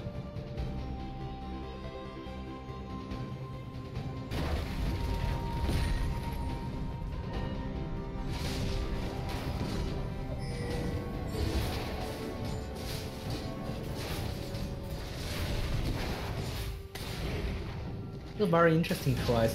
So blue team give blue buff to Lulu like There's a second 3 blue times. buff. I think blue buff is actually better on Lucian, just for better CDR on his dash. Lucian only has, what, 20% CDR right now? If you give the I blue buff know, to Lucian, Moore gives 10, Cleaver gives 20. Okay, so he has 30. 30. yeah, so he can still get the extra Still get the 10 more from the blue buff. That should be very helpful. And they actually give up the timing and let the red team to take the drop. Oh, just for you, Carlton. Tristana goes Dominic's Regard instead of Mortal Reminder. A very good ultimate from Rumble, forcing the Zonias. Jarvan EQ in and use Gargoyle to stay alive from tanking all 3 members. Galio's behind There's the no team. ult from Xayah. But there's no team to follow up. Galio needs to... Galio just ults to get on out. I think that's a good call.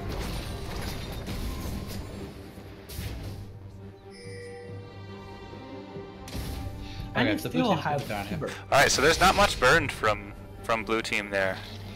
Critically, It's Annie very flashes important down. they took Annie Correct. back. Annie's flash is down. Annie's Zonia's is down for a bit of time here. Oh, this is going to be a very good taunt Not good. from Annie out Galio. Jarvan is able to survive. Maokai is keeping the rest of the team busy and not even taking half of his life. The other team is taking out Rumble. Okay, so that's an 8.5k health Maokai when Stoneplane's active. Tristana's doing the best that she Maokai is can. able She to gets get, ulted from Lulu, but get she's taken out. Tristana is down. Okay, Tristana's down. They should clean us up now. 3 No, for it's a 1. 3 for 1. Will they be able to catch up to the Lucian? Doesn't look No. like it, but But this it is a shouldn't need free- to get the Baron. Again, if you don't have good positioning, you should just go for QSS first. Yeah, there's Right. this Maokai is healing for like 600 every proc of his passive. So next time Tristana will have her QSS up, not QSS, the upgrade, Mercurial Scimitar. It will be harder for the red team to take her down. However, they have no way to apply grievous wounds at all on the team. So Yeah, this that's down to Maokai Mortal is Reminder. really loving life right now. Yeah. And Maokai is also get the Stormel, small part of Stormel. What is that? Bramble Dust. Yeah. So really hurt the heal from Tristana and Lucian's lifesteal. And also Lulu's Ardent Sensor.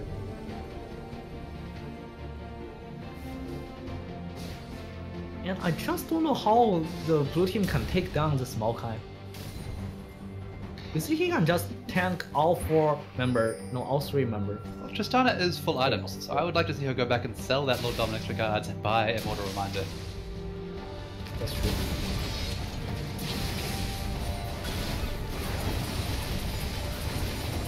Lucian is he's calling to Fear Wave. I find it interesting that Red Team's heading towards the bottom side here. And they have an open inhib in the mid.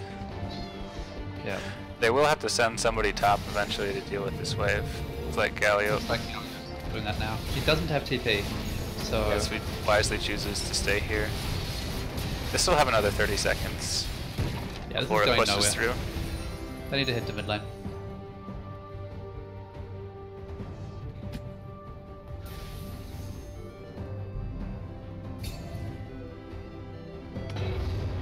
Oh, this Annie might get caught out. Very nice knockout from Jarvan. Stop the Annie blast code and now take down Annie. A very long range equalizer. Oh, that blast cone. They're able to escape. Yeah, right team used blast cone to get out from Jarvan's ult. And he's down to 50 seconds. It's a chance for blue team. Blue team should get the top inhib and possibly the mid during this time. However, Lucian's not with the team, so this is still only a 4v4. However, with only one damage source from red team, they'll have a hard time getting on this Tristana. Remember, Rakan still has his engage from the flash out E combo, and if they can take off Tristana, who has not doing very good in positioning in previous. Here they go. Tristana gets away, but they pop the Jarvan. That's Lucian wasn't with the team. Lucian went bottom to farm while that was going on. Yeah, I agree. I think Lucian should just stay with team. And Jarvan without Gargoyle is not tanky enough to survive the damage from Xayah. And now Annie's up, Annie has flash. Red team's suddenly in a good position again. Alright, well. Yeah, at this point, the gold lead doesn't matter as everybody's approaching full builds. It's more about what summoners are available. If red team can get out of the Jarvan Grumble combo. Give the blue buff to Lucian.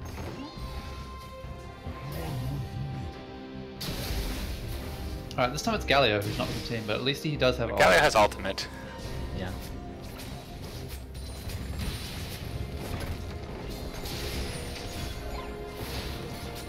Should be a free inhibitor. The Colleen hits nothing. Did force an inhibitor though. Go back! Don't hit our inhibitor.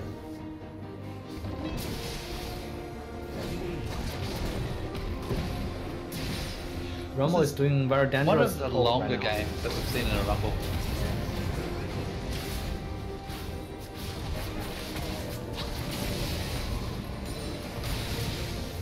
This is a bit tricky because Tristana has the range to come up and poke the Xayah if she tries to hit the inhibitor. So it's a very awkward situation. So everyone's going to back off and wait for the next objective to come up. So Elder Drake in 1 minute 30. I'd like to see red team pick up, well they can't pick up pinks because they're full, but to sweep through this red side jungle and maybe look for a pick.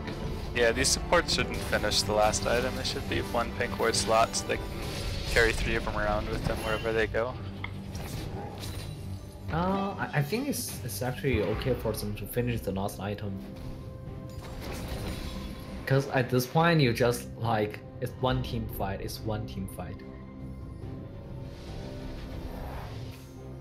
I do like the Zizzer Rod from Rakan. Oh, I never knew it. Is it Rakan or Rakan?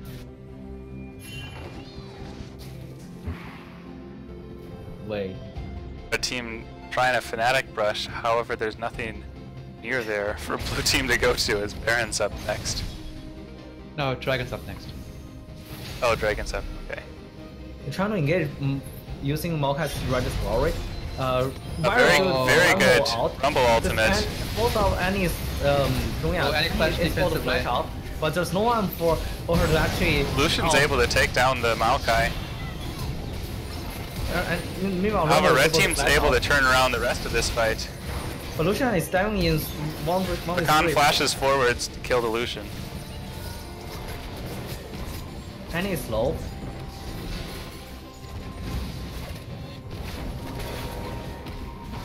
So that fight started very well for the blue team with a beautiful equalizer, forcing the early Zhonyas and getting several members of red team low.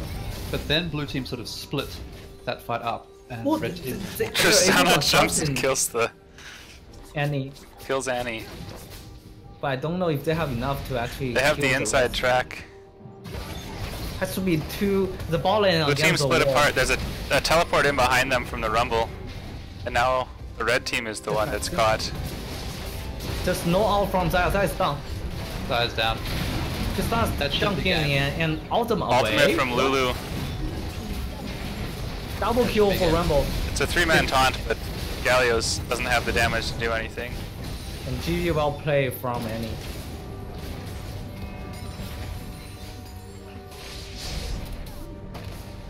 This should be a game. Death timer is too long at this point. They have 0 minions in any reasonable lane, so they're gonna have That's to. true. But they should be able to tank this with Lulu shields. Well, Annie will be up, but I guess red team does not. Blue team is not. Blue actually team decides finish. to play this safe. And they try to go for Baron. We still have a game on our hands. Yeah, that's true. But I don't know if that GG well play is actually a forfeit from red team.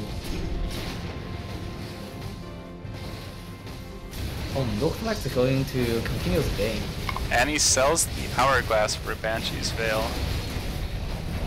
It's a wise move.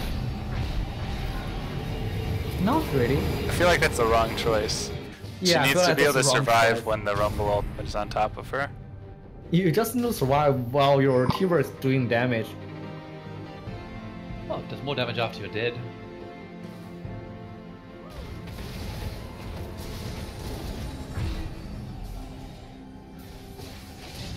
It will be a final fight at Dragon. It will be interesting if red team actually win this game, because any type GG will play first. Yeah.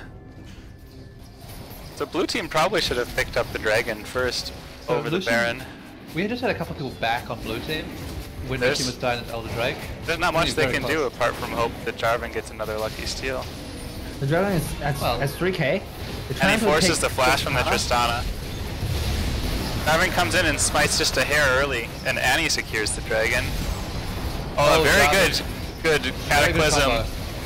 But a huge Lucian rocket. dash in. But nobody- there's without no damage to being able follow do on any up. damage. Huge equalizer, but followed by a huge locket. Rumble is overheat, cannot do anything, and get killed by Zaya. Is very low. There's QSS from Tristana, able to take out Tristana Galio jumps first. in, she kills... Kills Galio first, kills Rakan That's game. second, but got ace. But 50 Zaya's still seconds, alive. Minions in the base. So must be a game. Must be game. Oh, so they end up winning game with typing GG play first. Well, that's still interesting. 4 minutes. Yeah. Red team finally triumphs. Yep. So the thing happening there is, I think it's okay for Jarvan to try for steal, but it's not okay for Lucian to actually dash in and try to do damage. I think there's a huge shield from Rakan's the locket, and actually now the red team is not really taking damage from Rumble's out.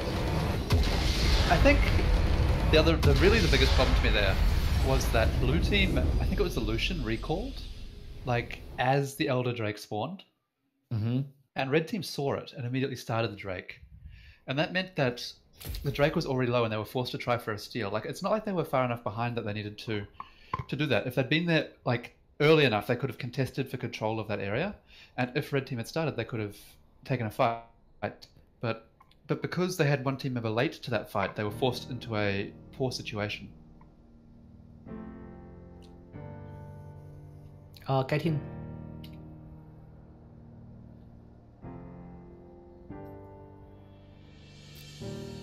Yeah, if we look at the damage graphs from that game, Yeah, Rumble does a lot of damage, but unfortunately didn't have anybody who could finish off the people that he brought down to low health. I'd like to point out the Lucian damage here was It was not significantly higher than the Galio or the Maokai. Cotton, get in. Yep, coming in. It didn't work. it's because somebody's not in spectate. Let me know when.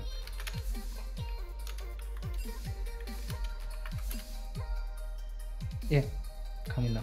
Thanks.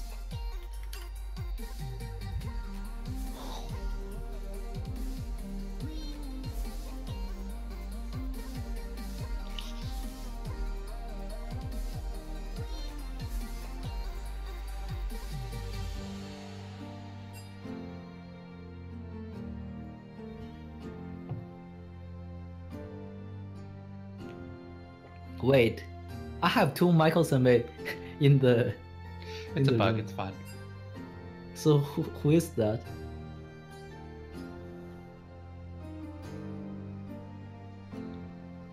Oh, it's Blake. Okay. So let's talk about what we'd like to see different this time in the picks and bans. Why don't you go first, Vince?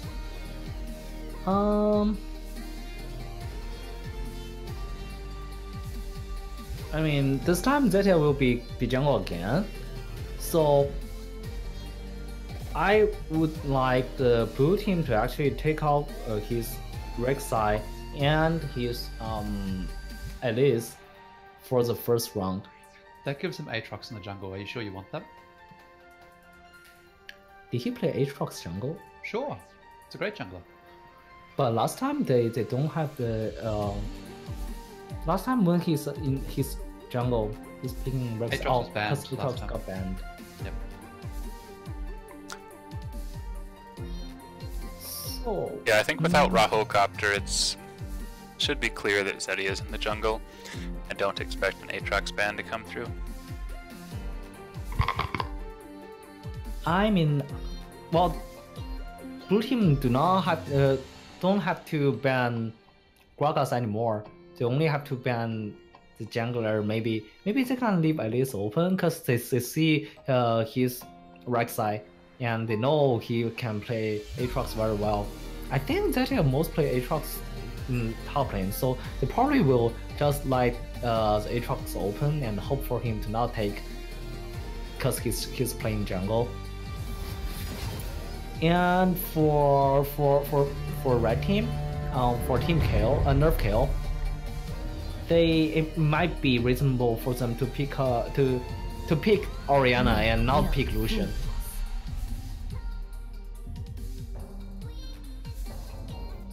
What do you think?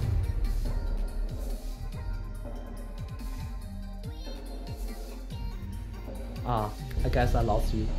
I think these peaches are fantastic.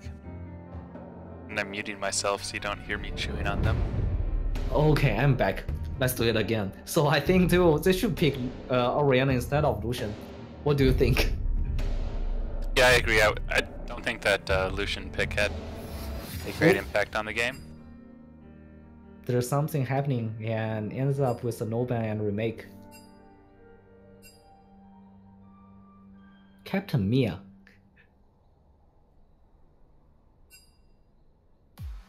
And Ashra is like, I don't play Eve.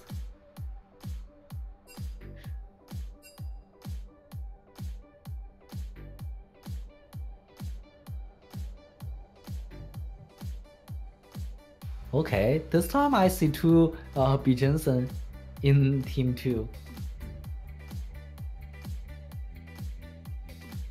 Fearless leader.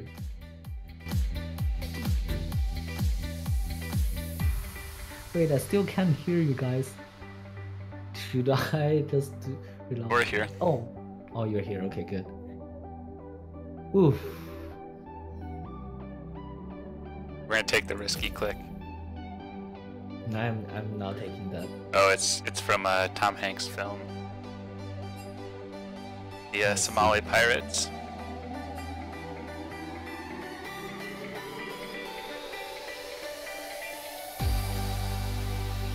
Okay, they're ready now. So like I said, they took out Alice. I think they will like continue with banning Rek'Sai and maybe can be a Lulu, can be a Aatrox first one. Nerf Kale keeps the same bans they've been having.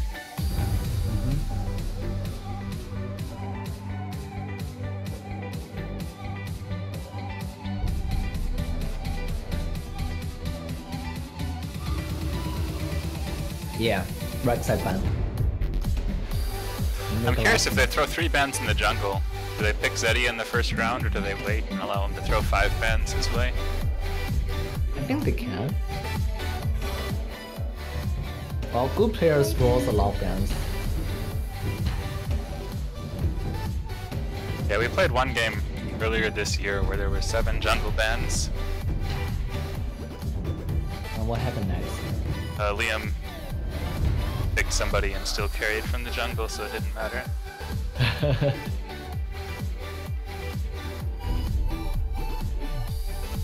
Let me get in there. Ooh, a Tristana ban. I like that ban. That Tristana was very strong.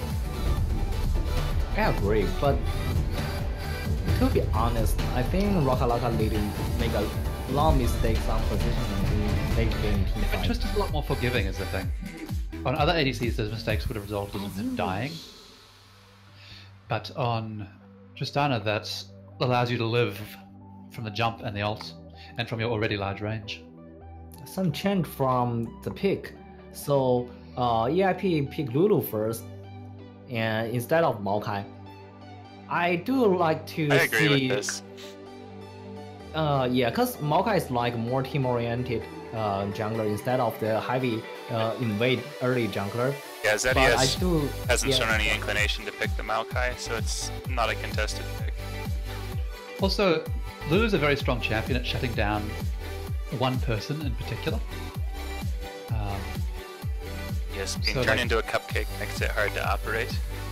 Yeah, so I like this, you know, when it's very good at shutting down if Zeddy decides to play a carry. Here we go. The I like to see this. Yeah, because the later the games go, the better that these picks can turn out. Yeah, and Mayhew plays Blitzcrank because Blitzcrank counters the PO support in this meta. If he can actually pull off some crucial picks for both laning phase and later in team fight, then the red team should be in good shape. That said, blue team does have the answer here. So Vayne Lulu can beat Blitzcrank Jinx. It's a skill matchup. There's a lot of good damage, and if you cupcake Blitzcrank as he's running towards you, makes him a little sad. Yeah, this is definitely a skill matchup here.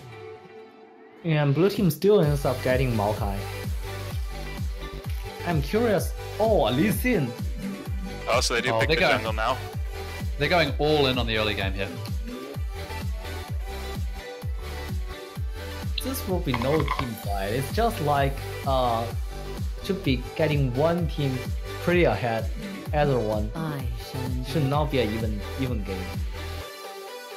And I do like to see Annie ban from red team just because Annie is like better to do early damage.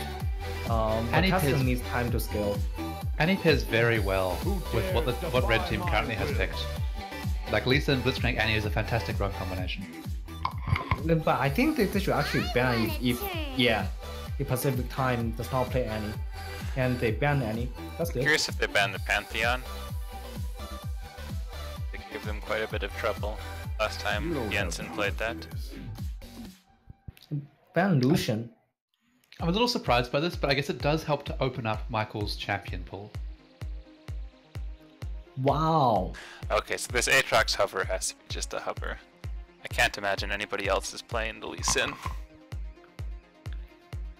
Okay, the Orianna pick that we're talking about. That is very good. I'm curious to see what Michael Senbei will pull off to play against Orianna. Renekton I'm a little surprised by pairing the Orianna with like Blitzcrank Lee Sin.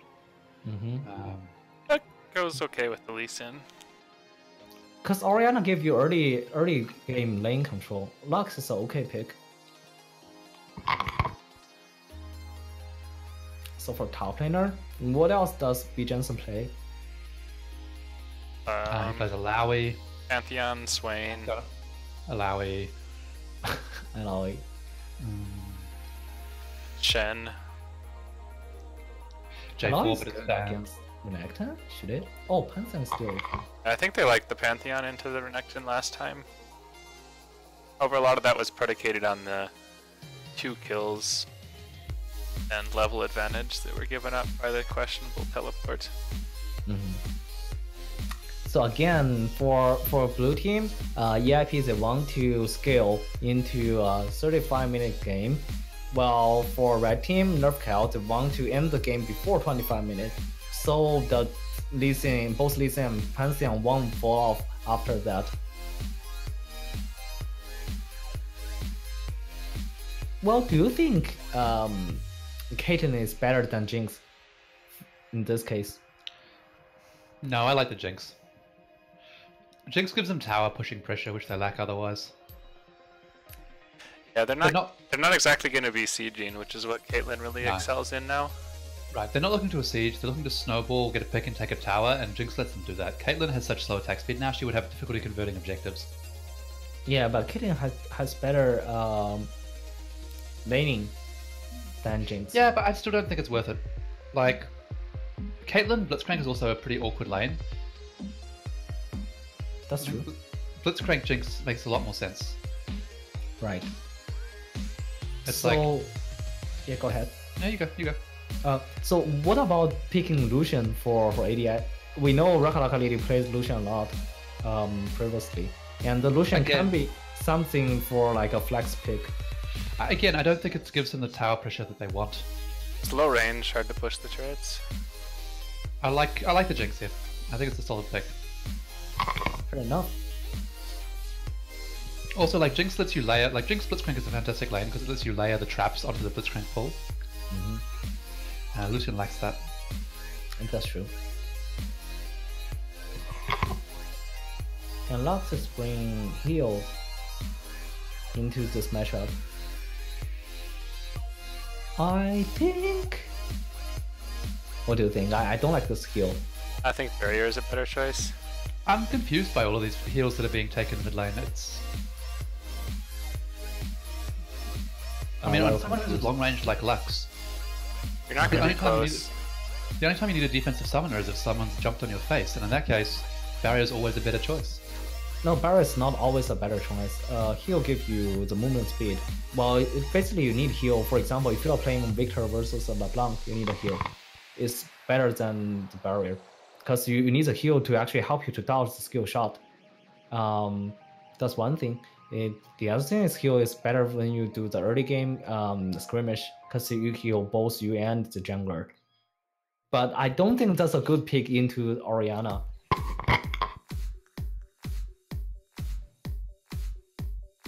So for me, if I'm Lux, I'm taking either Ignite or Ghost. Ghost for roaming, and Ignite for solo kill. I could even see an argument for TP.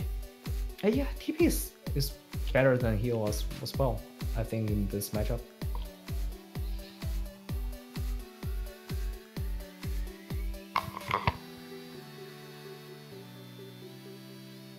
So again, I think red team is counting on the Lee Sin's early game power to snowball. Do you think the blue team is trying to do invade this time, so actually they can have or they can stack there to wait for a Blazing invade? I don't think red team will do invade though.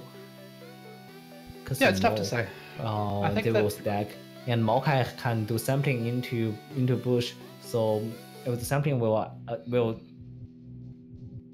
yeah, he did that game one. Okay, so place your bets, gentlemen. Let's go round. Who do you think's going to win this time? I think Nerf Kale can pull off the early game again. All right. One for Nerf Kale. Vance? I guess I have to reload for my bugs. Oh, can you hear us? Yeah, I can hear you. Alright, place your bets. Which team are you going to bet on for this round? For this round? Yep. Trust in the Lee Sin. I'll do red team. Okay, so that's 2 for the red team. Alright, I'm gonna go the other side. I'm gonna say that blue team can survive the early game here. I think the red team's got too hard on the early game. Hey, and while during the game is passed, let's discuss who was MVP for first and second game.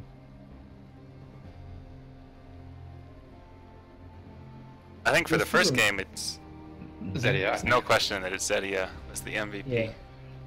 Second He got game? multiple lanes ahead, dominated the jungle. Yeah. 3 levels up. It's 1 top lane for him. Kept vision up everywhere for his team. Yeah. Yeah, great. Second game? Second game's really hard. It is very hard. I didn't feel there was a single standout performer. Can we give a MVP to the super minions? No. Oh wow. I think still I'll give it to Zaya. To World of Andrew. I can agree with that. It was by no means a dominating performance, but it was solid. So yeah. And I didn't see him make some of the egregious mispositions that just about everyone else made. Yeah. I think Annie has some good picks. He has some really Michael Simon has some really highlight moment to turn the fight and to save his team. But after he made some mistake and he died, it's actually World of Andrew to save the team in the team fight. Yep. To just consistently doing damage and do not make mistake. I agree. He was always alive at the end of every fight, which is telling. So we can see a like slight skill difference between both teams AD carry. I think Rakalaka Lily needs more practice on his positioning in team fight.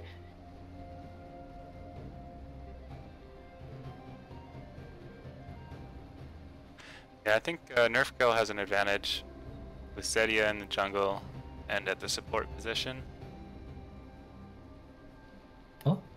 Yeah. Whereas EIP definitely has a stronger mid laner and a slightly stronger AD carry. Right. So something to keep track of here. If Gelzilla pushes and doesn't ward again, this could be a very quick game. This could be a very quick game. We'll see if he's learned his lesson. I want to see him ward. And this is at least since this is a fucking quick kill. I want to see him ward immediately. Ooh, based on these pings, this could be a will be a eventful level 1 fight. Oh, they may miss each other though, as they're going through the jungle. I'm excited. I'm excited too. Who do you think will win the level 1? Gotta give it to the. We gotta go with Blitzcrank. Oh, they didn't see each other. They walked through without any wards dropped. This is where it gets scary for both teams. Yeah. Be careful to counter invade your own jungle. Who do you think, if they fight, who do you think will win? Level 1. I say red team. Yeah, I say red team. They have a Jinx and a Lee Sin. But no, Orianna. Oh, the Orianna's gonna face check. Orianna, I think Orianna spouts them off. This is very bad because. Oh no, okay. So red team is planning to start blue and 3 buffs. Red. Blue team won't have any information to see that they're starting here. But they chicken out and they're gonna go back to their own. But they have very good ward on the Lee Sin blue buff, so they know the Lee Sin will not start blue, start red. And there are Maokai sampling to safely push check. So this is actually very good now for the blue team because they get to see where the Lee Sin starts. They see the Lee Sin starting top. They know that he's not going to be top at level 3. Right. But by the time both bot laner is going into lane, I think they know that both team is starting top side.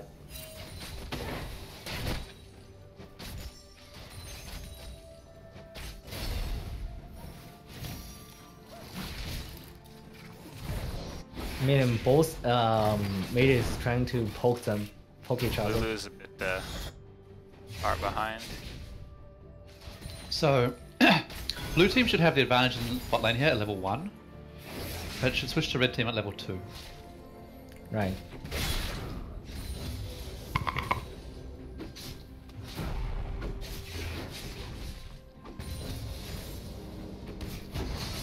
Oh, a nice QW combo from Orianna, getting Lux low. Lux is recalling. Wait, what's happening? That's a super early recall. Do you know why? Oh, she bought no items. Yeah, just no item. So that's why she's typing whoops and recall. Here comes Lee from. Jinx tries to do the bait. Nice flash from Wen, wasting no time. Oh, Blitzcrank almost predicts the flash, but it's just a little too short.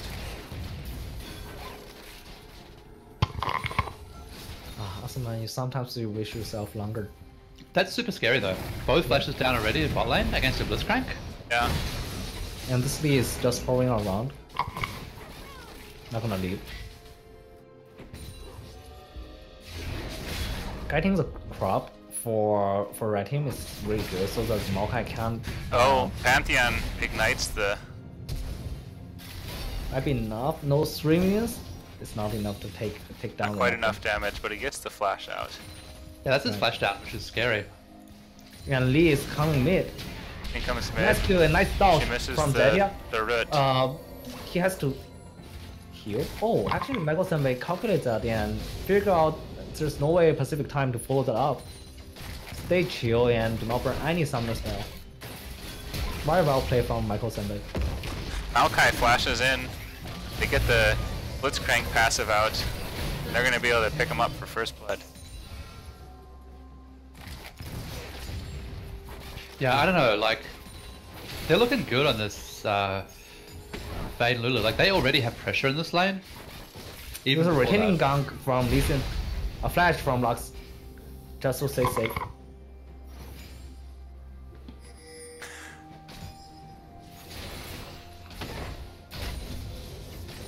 Continue. I'd say it's a little curious how Blitzcrank dies with the flash still up. Lee Sin jumps from the blast cone, but Blitz is not here, and it got spotted off by the wall. So blue team just back off.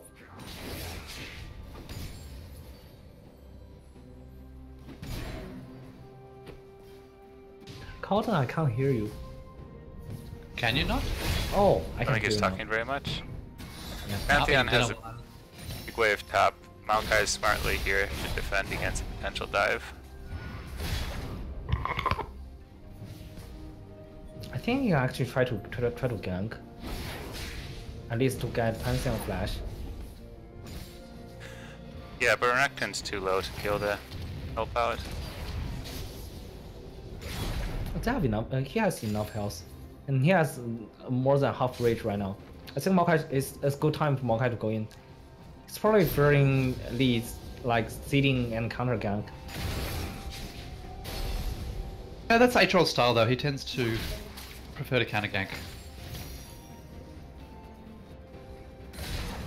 Or at least that's what I've seen. Meanwhile, mid lane, there's a 10 CS lead from Oriana.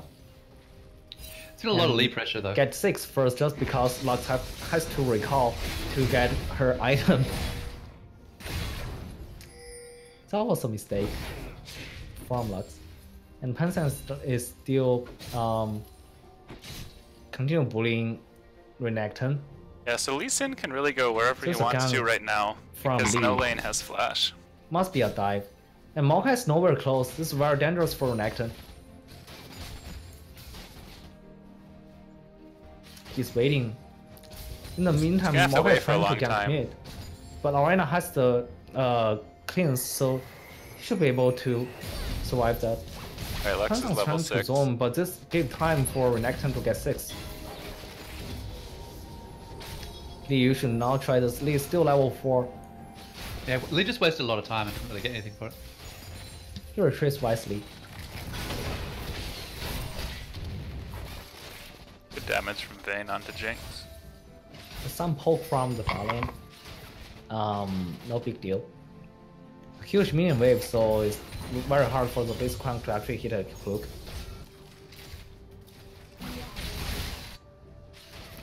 God damn, I think Discord is bugging again. I need to, Okay, I'm back. So I'm curious what you think of Misfortune instead of Jinx. Misfortune. Yeah, I think Misfortune. I think that's a good pick too. So yeah, it works really well with Blitzcrank because it forces you to play on the other side of the minions. A better Vayne counter, to be honest. Time to go in. Ignite on Vayne. They ignite into Vayne, but they don't quite have the damage to follow up. Pantheon ult is going to be a little behind. They hook they get the hook. the Lulu and they're able to get the kill. Very patience from Blitzcrank, but if I was the Blitz, I will just flash in and predict the flash hook. But still well played from the Blitzcrank. knowing that they have a Pantheon helping, so getting Lulu is a better choice. Could be a dive here. Oh, a good hook onto the Maokai. Followed by the stun from the Pantheon and the crit to finish it off. The crit. This Vayne needs to leave. They're just gonna dive her again as well. The ultimate from Orianna mid lane. Flash in, ignite. There we go. Oh, that nice was just ult. greedy. That was really greedy for all of them to stay there. Yeah. But I don't think Jinx can take this turn. No. But Yeah. it was just super greedy to try and hold that. Yeah, I agree. I'm just saying Jinx cannot take the turn, but they definitely have 2 kills on their carry and the Pantheon. Now the Pantheon actually get 1 kill and 2 assists coming out of the lane. Yeah. And this gets the Lee Sin back in the game as well, with him collecting a bunch of this CS and experience top. I do like the rotation from red team. When they're trying to get some kills bot lane, they extend their lead to cover top and not overcommit trying to dive. I mean, yeah, it's a nice rotation, but again, like, that shouldn't have happened that way. At least Vayne should not die. Well, not just Vayne, Maokai shouldn't die either. Like, those two can't hold the tower against a over-leveled Pantheon. Maokai wasn't even 6. Well, Maokai got hooked. There might be a kick An from Lee. ultimate from Lee Sin followed into the There's Q. no and flash. this is gonna Early be- flash from Lux, but he should be able to keep her. Here comes the alive. blitz, the flash over, and Boom in the face. there's the Justice pump. Fist. Flash engage from Maokai. The ult is enough to keep all 3 members in the ground. In the ground. This Lee is blue is team able to playing. get Blitzcrank picks up the double kill. a This is very blue nice team. flash from the Orianna to in the red pit. Very good out ultimate to from top. Orianna to prevent Vayne from taking From off doing any damage. more than 1. Yeah, but they still pick up Lee Sin. Was something for the blue team, but red team still coming out ahead. They get Blue team both is kill not- from Lux and on Lux and Renak, right? Is it Renak or Yeah. Can you hear me, Vance? yeah? Yeah. Blue team is not playing to their win conditions. They don't want to be They're playing- skirmishing. They're playing like they're doing all these fighting all of these skirmishes, like 2v2, 3v3 against Lee Sin, against a Blitzcrank. This is not what they want.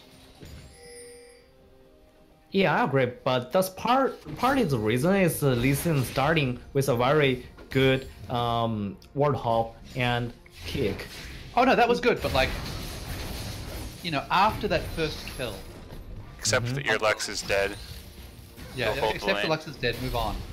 They tried to force it afterwards, and like TP didn't try to force that skirmish. Like even if like That's that went well, How they're we still lost losing- one of the games against them. Where I got caught as Zyra and then we had 2 other people. We caught trying to protect. Yeah, I think it's just one where you have to accept your losses. I'm not quite sure about that, cause I mean, if you just allow them to do whatever they want in your jungle and just kill, take a kill and leave. Oh, let's Or watch have the some top fighting down top first. lane. Maokai comes up and it's an easy kill on this Pantheon. It's well played. Yeah, well played. So if you just like them to take the free kill, you will like they might get snowball.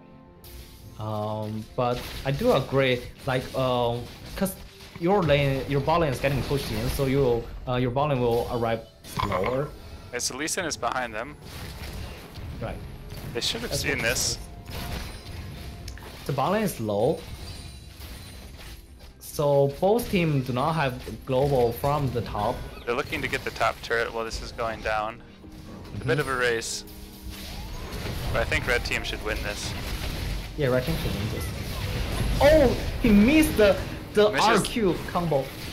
But flash from Jinx finish win. Please dies Right. in the meantime. And Meanwhile, Orianna top lane, top. you have a 1-for-1 trade. Yeah. They pick up Orianna for the Renekton. Red team still win this because they're able to take the first turn. They should get Ocean Drake here as well. Yeah. It's just Lulu. There's a bit of a misplay though from the red team, as they shouldn't have lost anybody down bot. Right. There must be a panic queue. I think Zetia do not have equal experience on Lee Sin and his backside. I mean, it's still a good timing to force a tower dive because the tower is low and they're trying to. The blue team is trying to get tower top first, and they identifying that Vayne is behind, and Jinx has his items before Vayne.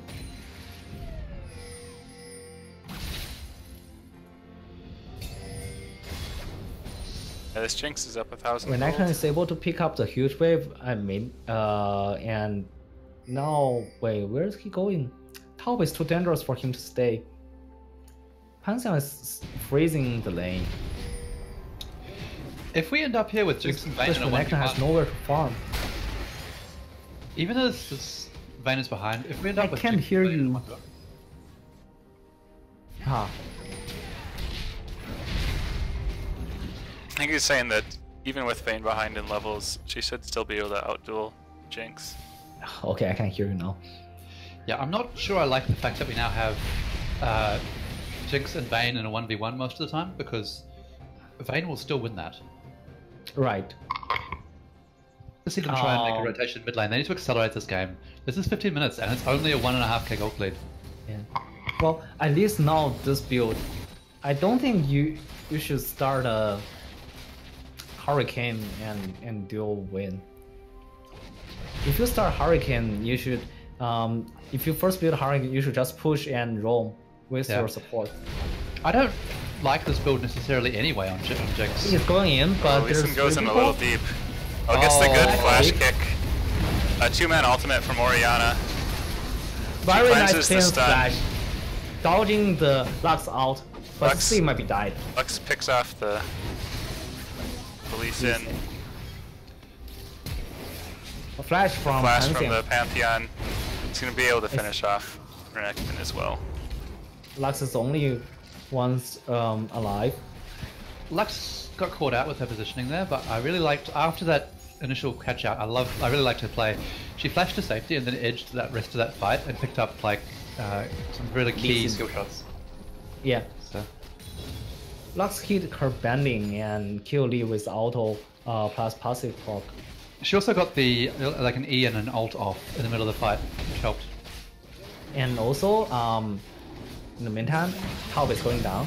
And Jinx actually stole the red. Nice flash from Blaze. Yeah, otherwise he was dead.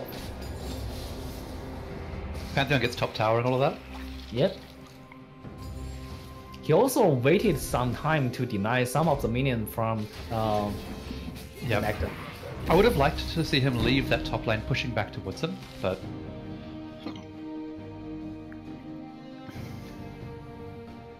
Wait, I just noticed the Smolka is running the not Courier of Crosses, Stormborn Pact. Feels like the right choice. No, I think Courier of Crosses. Courier of Crosses, yeah. Yeah. Oh, the Stormborn Pact, and then you can build the then you can build Ardent Sensor on Maokai. You can do that on support, but not as a jungle tank.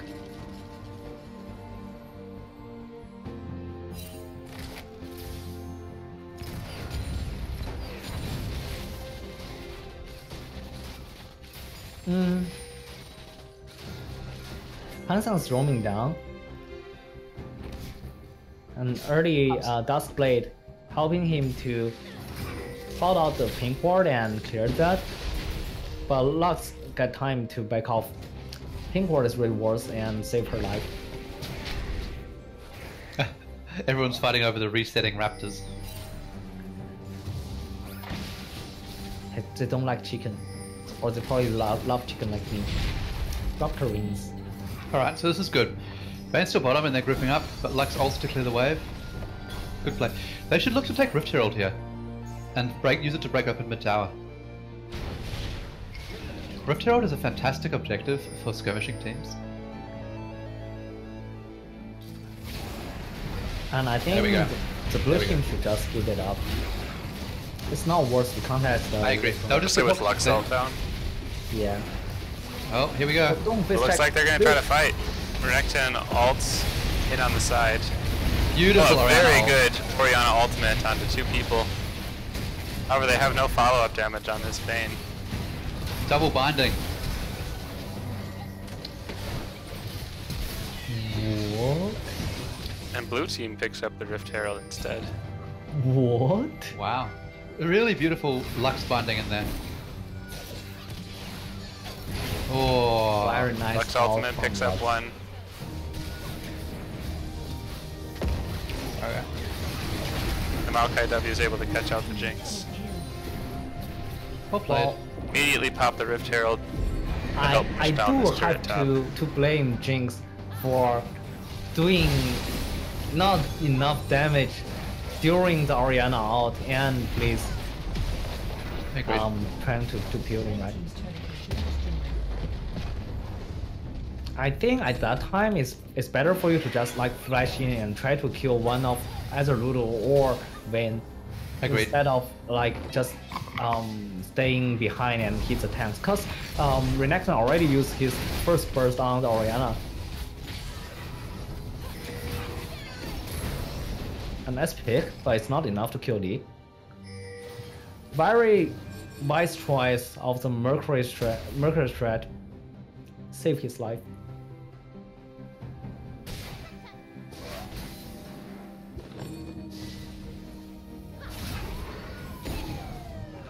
Hook. Nice hook. Into knockup. Into shockwave. Shockwave may have been overkill. Yeah, the Pantheon stun would have been sufficient there. The shockwave did not need to be used.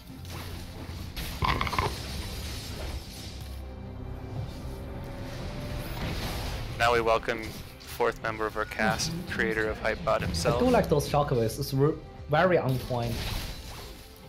I remember he gets both Maokai and Renekton in the bottom, and also get the carry and support, AD carry and support during last fight. Are you guys talking? I can't hear you again. Dang. We're not talking. Hello? Hello? Okay, good. I can hear you. Oh. And now Pantheon is big. Second item. Guardian Angel again. Yeah. Like game 1. Like game 1. And this Renekton is yet to complete a single item. Right. Like game 1. Despite that, I got nice initiate in that return fight. What is that kick? Blitzcrank misses the hook. No, but what is that kick? Well, this Lee is getting contaminated to the wall, has to flash. Just And there's nothing to prevent this Vayne from doing damage anymore. A good double binding. Very nice shockwave, but it's not enough to do anything. It had the potential to be a very good pick on the Maokai there, but the Lee Sin kick unfortunately saved it. Right.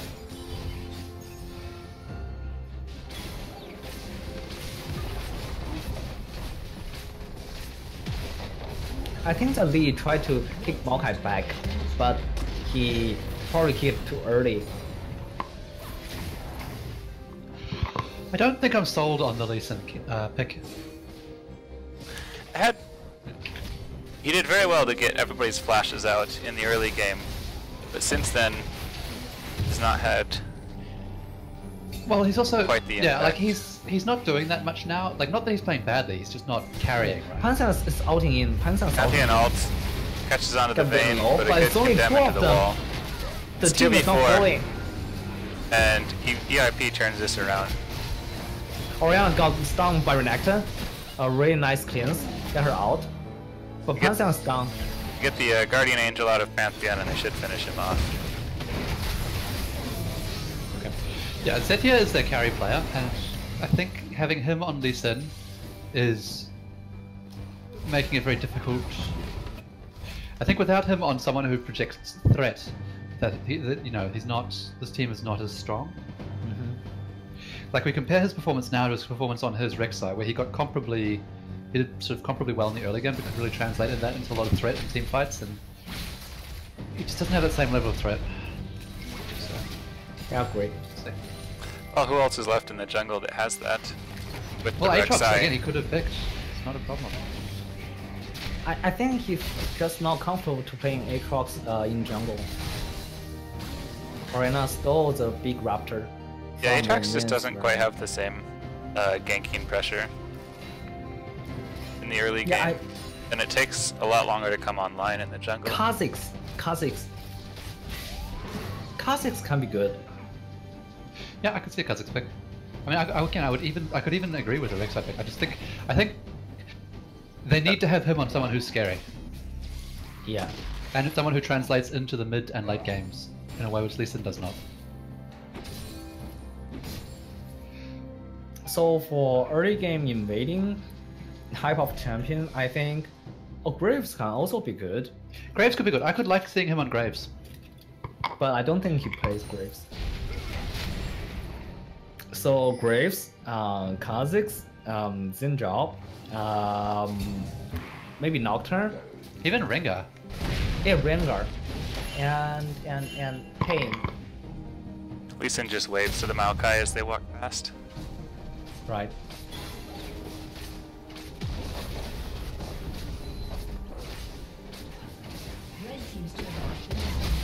Now blue team is just stronger in team fight and just grouping. Yep. Yeah, Nerf Kale's just waiting for EIP to do something and trying to react. So, do either of you guys want to change your mind on your prediction? There's no change. I think Once we you said bet that on something- at the 25-minute mark, they kind of needed to have the game wrapped up already. Yep. Yeah, that's true, but I mean, believe.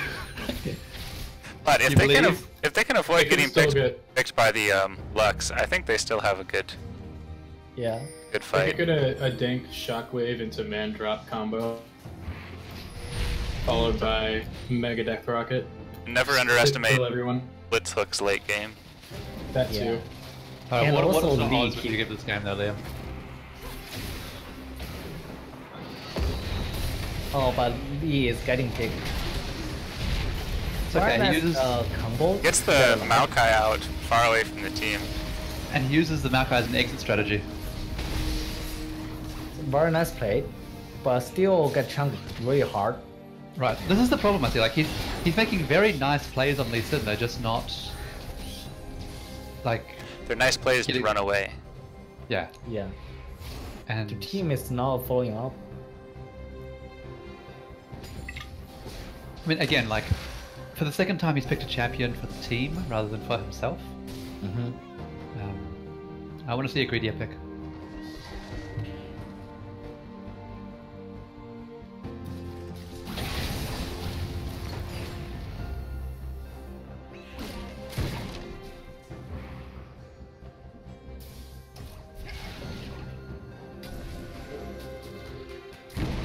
Ooh. A sampling. Alright, so if we take a look at the items right now, mid lane's almost identical. You just have a blasting one advantage for the Lux. Bot lane, they both have 2 complete items. Oh. Lux just delete things, and in the meanwhile, Meanwhile, a solo kill. Renekton solo kills the Pantheon, Yeah. teleports in for the flood into the fight, and then kills Lee Sin. Right team is just falling apart. Lux chases Oh. down. Oh, Lulu's chasing down the Orianna. And he's And the Battle of rest the of speed Blue team is boosts. taking Baron.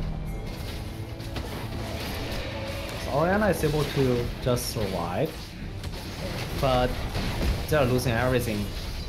Baron got taken, and the mid lane got taken by the Lux.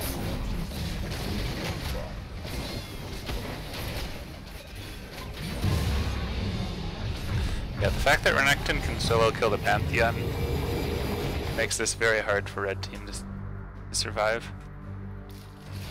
Yeah, so unlike the first game, right now the Renekton hit his powers back and able to actually kill Pantheon. It's also the Ninja Tabi versus Mertred.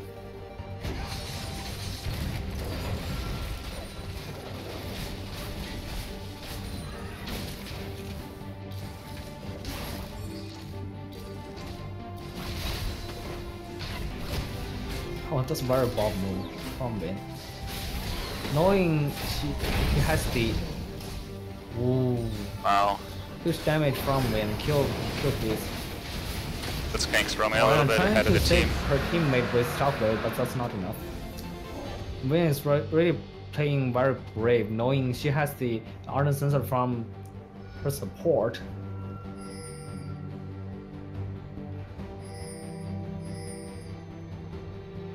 Now blue team is pinging in red team's boss at jungle, trying to do vision before taking objectives.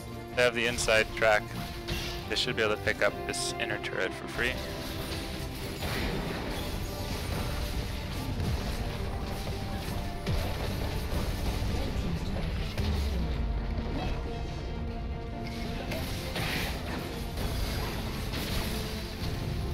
This is time for Oriana to shine. If she can hit a good... Oh, that's not who we want. The hook onto the Maokai. Everyone kind of awkwardly walks away. If Blitzcrank gets a hook on Vayne, they could still come back from this, but Blitzcrank just keeps hooking the Maokai. I don't think I've seen him hook anyone other than the Maokai. To be fair, the Maokai has been like walking at him whenever he runs forward in an attempt to body block. I think that's been well played by George. Yeah, but in these cases, Vayne and Lux aren't standing next to each other. Maokai can only be on top of one of them. It's true. Our blue team is slowly taking off the inhibitor with the peel from Lulu and zoning from Maokai. This Maokai is just a big tank to prevent Blitz hook. Lux ult's a field goal. Nice attempt on Lux ult, but did not find Oriana. Alright. Hook missed. Lee tries to make a play. Oh, too much shockwave. Lux is able to dodge that. So there's no kills for red team. When it's getting taken down by the Jinx. But Lux, but Oriana is getting killed by the Oriana, by the Renekton. That's gonna be game now, here. blue team is just rolling over on red team. I gotta give the MVP of this game to the Lux. She's had some beautiful landings.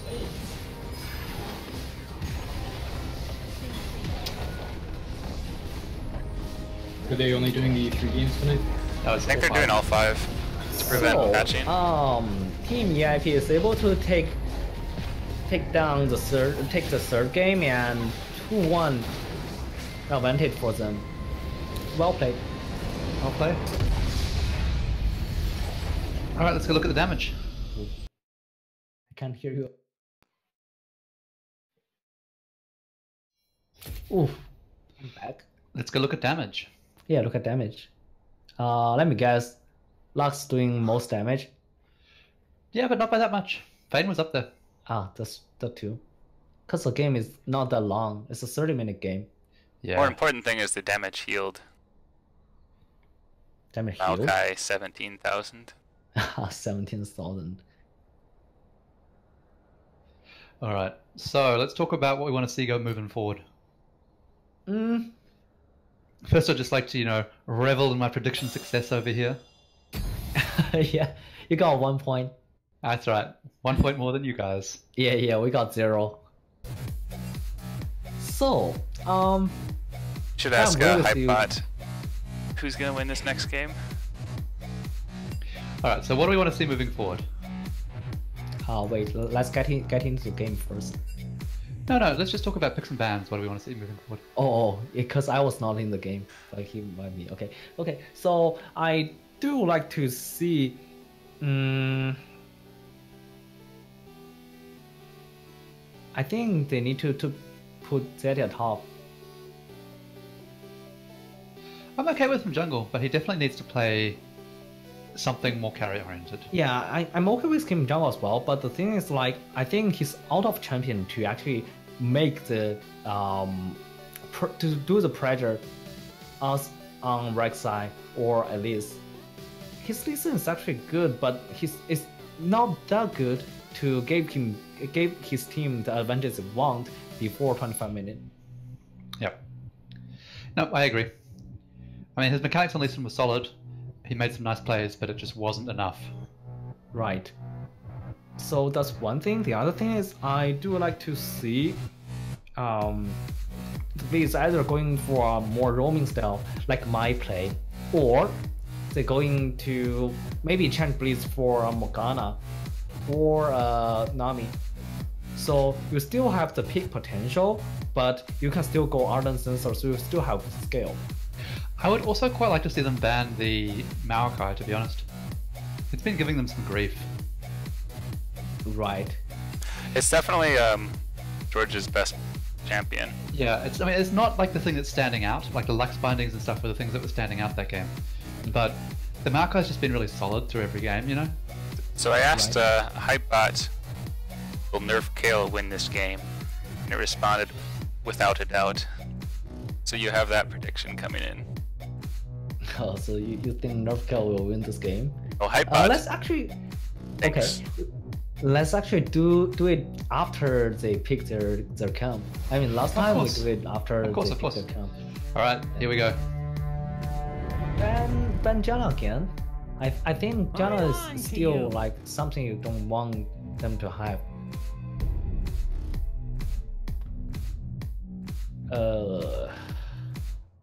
I think EIP should just keep the same bans. Let me get in there. But this time, if they keep all same bans, blue team can get Voodoo. Playtime's over. So Trace. I want to see like a Maokai ban or something here. Maokai. No, I think still you need to ban Janna. Yeah, okay. Reasonable.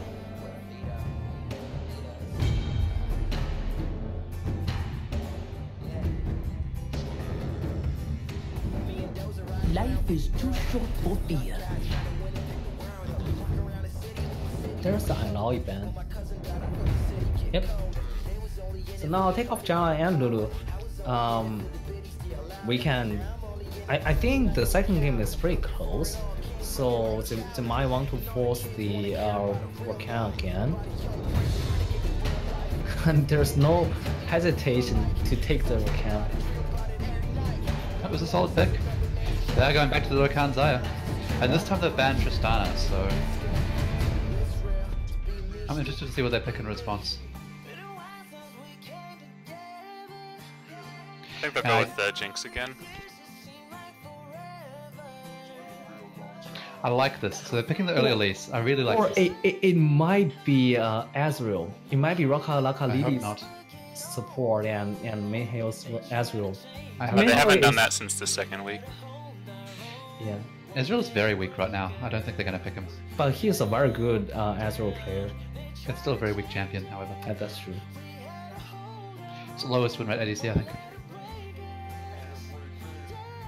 He has 62%. Even lower than Teemo.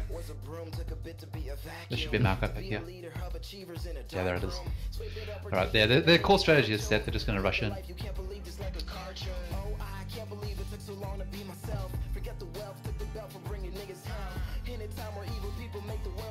So, They disgrace the art of war. do you think they will ban Annie? I think they will ban Annie. Yeah, good call. Because Annie is the only thing stops them from like extending their lead in game 2. Annie made some mistake late game, but their team is able to help her from that.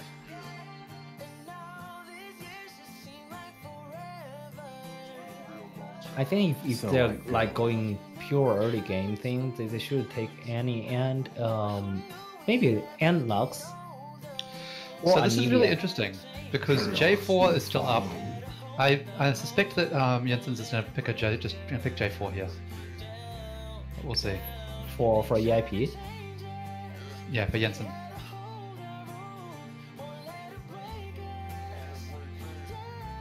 Let's see.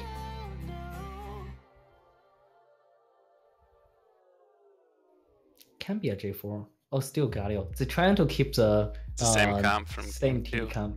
Yep, but they don't have any.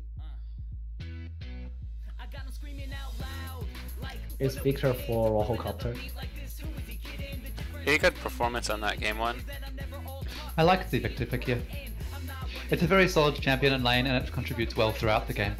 Yeah. It doesn't really have a weak point. Yeah, there's the Jarvan. I like that pick. Jarvan's very good against Xayah because even if she ults, it doesn't stop her, it doesn't get her out of the pit. I like Vayne. Vayne can just tumble out. I don't like Vayne here. Vayne mid lane. I'm just saying Vayne can just tumble out. Yeah, it's true. I think Lux is a solid pickup here. I would be scared if I was this Lux though. That Elise is going to have a lot, like Elise Victor is going to have so much kill pressure on a Lux. Alright. I like blue team's picks here. I like this a lot better than what they had last time. Alright, ladies and gentlemen, boys and girls, place your bets. One thing I need to apologize, I forgot to record the first 2 games. So, but I'm doing it now, so we should be good getting this. Oh, I'm streaming on YouTube, and that automatically records. oh, okay. Thank you for saving my ass. Okay. Let me see. It has to be Nerf Kale. Well, if we want to hear the silver scrapes, then we have to pull for Nerf Kale. However, I think that they're going to be they look like they had a very poor macro strategy as that game progressed, and they may be tilting a bit. Alright, so, well, the time has come. First, Vince, what's your bet? Me? Yeah, what's your bet? Who are you betting on? Nerf Kale. I said it has to be Nerf Kale. Alright, Joseph? I think the EIP is going to finish this off. Alright, I'm going to go with Nerf Kale as well. I like the new draft. I think they've got what it takes to level the series. Yeah, I like the Alice pick. I'm excited to see what he can do on Alice. Liam, you want to weigh in with a bet? What Liam is not here. Oh, we lost him? Alright. Ran away. Yeah. I would say, because they're on blue side, you know, there's one jungle route that I really like to do when I'm doing the invading jungler is actually to just do red and then go to their wolf. At that point, their jungler is still level 2 and will not be that healthy. So you can just wait for a little bit and then just use the blast cone to jump in and try to fight and take at least the flash from their jungler.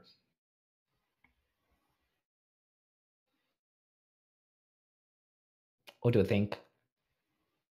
Yeah, I think that the Elise should be trying to invade against this Maokai. Yeah, I mean, unless you're like getting invade a lot, you won't really expect that. And even if Alice is, will not have her stun for level 2, but you just need to do damage, or you can do the QE, just level 1, level 2. So it might be a little bit risky, but sometimes it will work out. I mean, if you lose this game, you lose the series. So you have to try something crazy, right?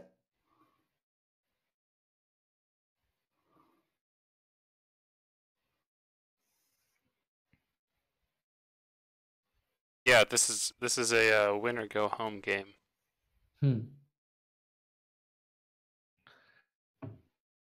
Colton, I can't hear you. I'm here, I'm just not speaking. Oh, I see. And Lulu is taking exhaust again. I really think Lulu's not going to be close enough to anybody. She needs to take Ignite to deal with the Maokai. Yeah. Because none of those people that jump onto their face need to be exhausted. Right. Yeah, I agree. If she's within range of the Xayah Xayah's probably already dead. And also if you have like more, if you roams faster, Ignite gives you more damage early game. At level 5, Ignite have like more than 200 damage. Is it 190 or, well, about 200 damage? That is very, very good to compensate for your gank. Well, I mean, especially since they removed the damage increase from exhaust. It's strictly a worse choice in lane.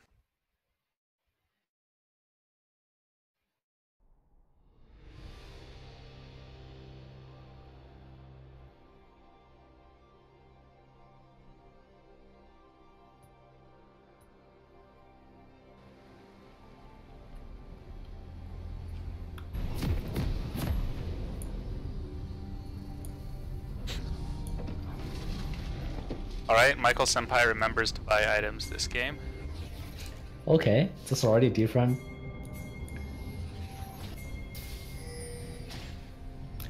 Both team is ping. I think blue team is now doing invade this time, and red team is trying to do level 1 again. Yeah, we're looking at a defensive start from blue here. Red team has a fantastic level 1, so totally understandable. Lux, Maokai, Rakan. It is spawning out. Alright, put your back into it. 30 seconds until Get down minions with spawn. me. This time they just stay around and correctly ward their red instead of just warding the bush outside. Alright, so I think the thing to watch here, as you said, is what Elise's pathing is like early on. At least we'll start Raptors, probably. I think it can be a. You say that, yeah, she's heading towards blue. Yeah. Minions have spawned. She might be looking to cheese to invade, and she's Maokai at his red.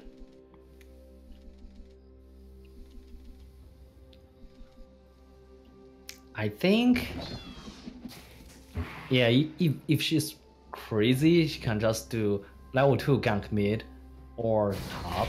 Oh, never mind. Don't do that.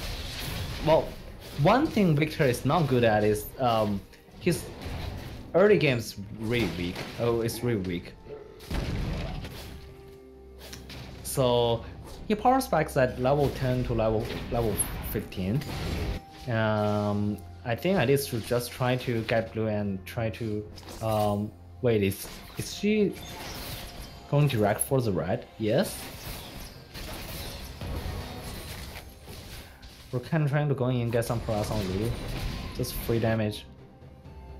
Okay, so Alice is actually taking red right now.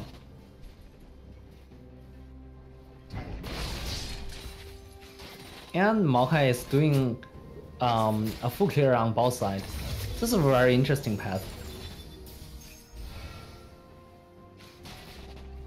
So Alice is able to get both buffs, and then going back trying to get her third buff.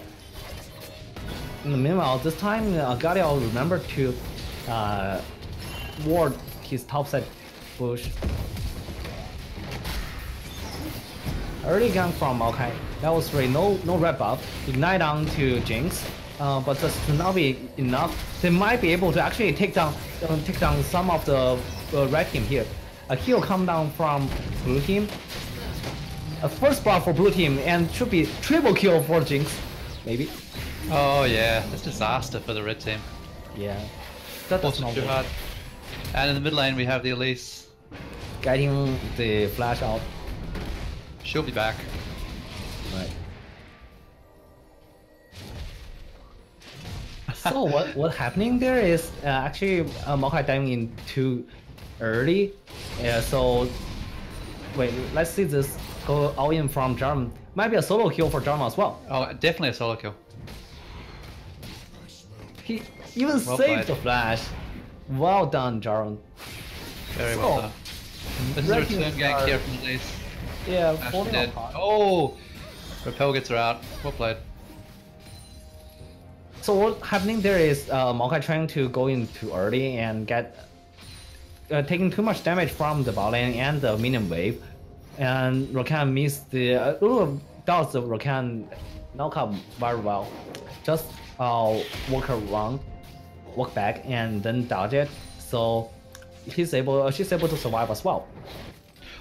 Additionally, Xayah is not very good as a chasing champion early on, because as you chase someone, your feathers are left behind them, and you can't use Blade Caller, so a lot of her power disappears. Right.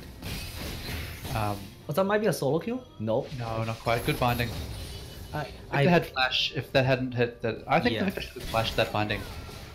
It's normal first binding. You can just cleanse the binding and flash in for the kill. Lux has no kill. Yeah, either way, like, Yeah, no kill or no flash. Yep. That should be a kill. that should be a kill. Either summoner would have gotten the kill. I think it's a mistake that he didn't commit to that. Right.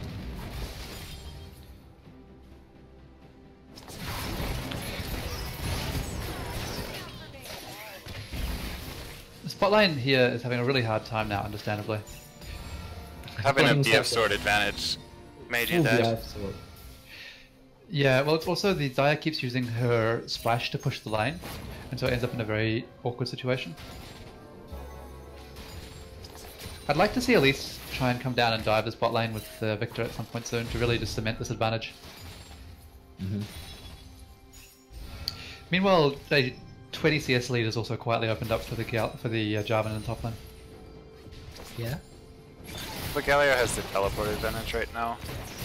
Yep. So you don't want to force the dive.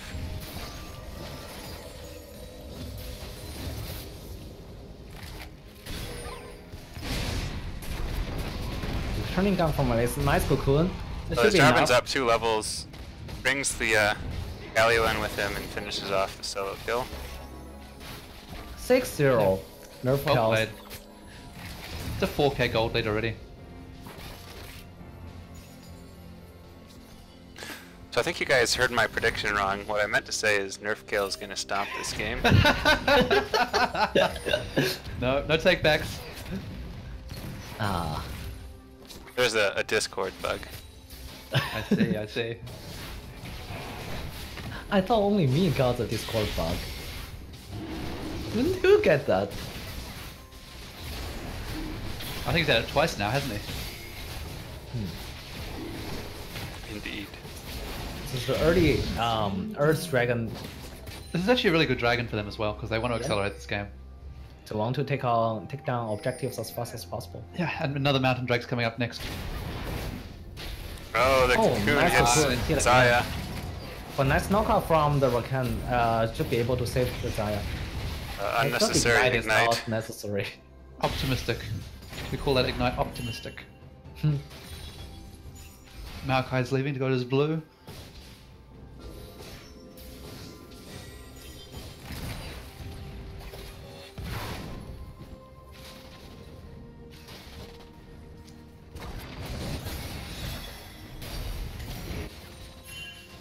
This Maokai is still So- level 4. Yep. And Elise is going to start invading him very soon. Yeah, this is doing the Mobi boost. Really want to gank every lane. I don't like the engage Oh. here. Oh, Force the Off heal. from the- yeah. They're so weak right now. It's just a Doran shield. There's no way they can win any of these fights. Yeah. And look at this. As soon as Maokai shows bottom, Elise heads in to steal his red. And Maokai can do nothing. Correct There's no choice. farm from the bottom. The bottom has to go back. He can't really hold the turn himself. He's just getting further and further behind. Yeah, agreed.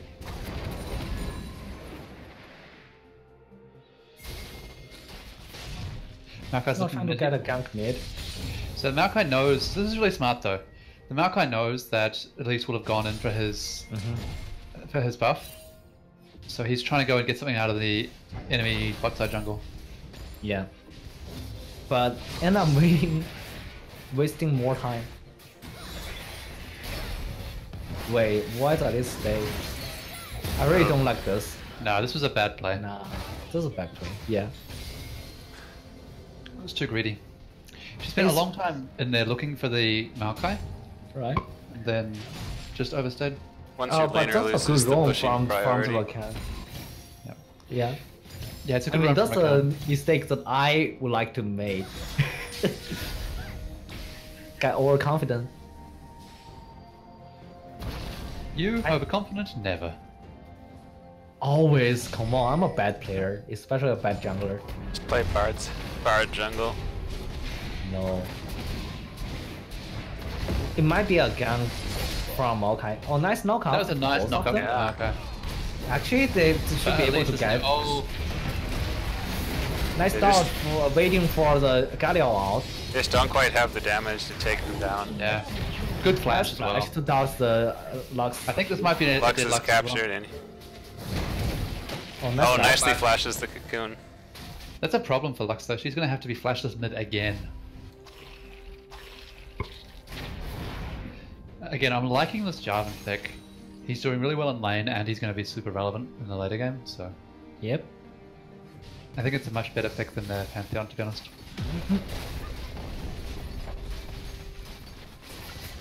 Getting really close to taking the spot lane tower. Here we go. First tower, and with that we have a 5.5k gold lead at 10 minutes. Out. Curious to see what they do now that this is down. They rotate that bot lane top. I would like to see them to swap top and bot. Or actually swap mid and bot. Because I think they need to swap. I think bot can push it out and then rotate mid. Yeah. It also works. Yeah, and also like, again, Lux's flashness, if they just wait a little bit, at least should be able to get a kill on her. But unfortunately, red team has ward over there, and Maokai is sitting here waiting for them to overcommit. Yep. And what I want to see is more pinks. I want blue team to get some pinks and throttle out the vision in the red side jungle. There they go. Nice trying flash. to take advantage of the flash this. Nice dodge. Really well played by the Lux. They need pink wards. They do. They had 5 pinks around mid lane. They have 1 from blue team. Yeah, they need like 5. So red team is doing very good rotations to make up for their early game deficit.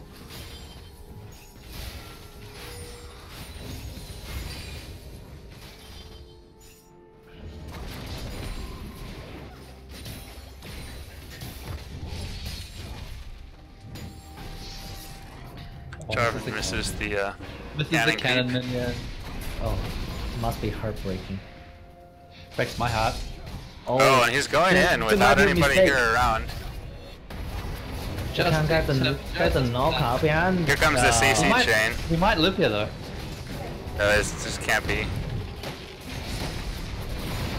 Q? Oh, Q is not happening. So close. So close. Yeah, so close. They work. That's it. Because of that, they might lose bot tower, bot inner. Took a long that kill. Yeah, it took a long time to kill the Jarvan. But Lux is rotating down. You need to be careful about the positioning. They spot out Lux. Nice cocoon. Very good. That might be enough. Wait, what? Decide not to pull the trigger. I mean, Lux at least can just like go to spider form Q and then Jinx ult, and that Jinx should be a ult. kill.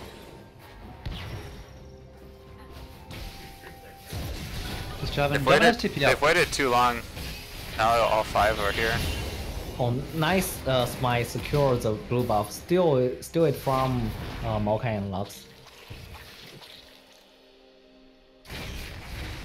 Starting the second Earth Dragon again. This is huge. Doubles, with this doubles, they can take down tower or arm very fast. And there's another Earth coming up. Triples. That looks like another Infernal Dragon to me.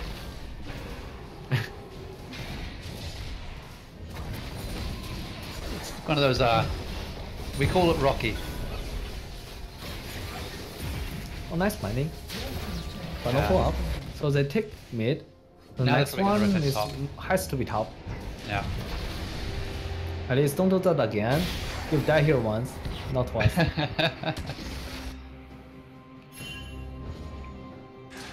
So I think if this goes to a game 5, they're going to have to ban this Elise. Yeah. Yeah. I missed the first few minutes of this game as well as the draft, and it looks like Blue Team just got away with murder with this draft. These are like all of their comfort champions right here, basically. I would say this is their strongest draft so far tonight. What did Red Team even ban against them? Rek'Sai, Twitch. I would say the Rek'Sai not stronger Twitch. than Rek'Sai. Did they ban the Janna? No, No, they Blue ban Team banned Rek'Sai, Janna. they ban Tristana. Ahri. Yeah, Rek'Sai, Ahri, Tristana. No, Ahri is banned from Blue Team. So Oh, yeah, Blue sorry. Team banned Twitch, Ahri, Oh, Galio. No, there's a Galio in the game. Not Galio, Gragas. They like this Gragas ban, even though they know that Rahul Copter's not playing jungle and Yeah. Glenn Jensen's in. B Jensen. No. Legions. I think that J4 is Jensen's strongest champion. I think that Jinx, Lulu is one of the stronger bot lanes that they'll have. I mean, I agree with the Tristana ban. But the second that the Janna gets banned, you almost have to ban the Lulu. Yeah, and I think that that this Victor has looked strong in the mid lane when nothing else has looked strong in the like. I don't know, because like that. That's a mistake. At least the Spiderling stole the. Yeah, I saw that. Victor. Very unfortunate. Still, at least can make good use of blue, so it's not the end of the world. Yeah, that's true. At least already get a what's the echo? Runic They are Echoes. playing. Runic echoes. They are playing this out a little slowly. I would have preferred to see them accelerate this a little bit more. Yeah, they really should have swapped bot top after the second dragon. Like 2 towers at 16 minutes with it, like with a 6k gold lead seems a little weak.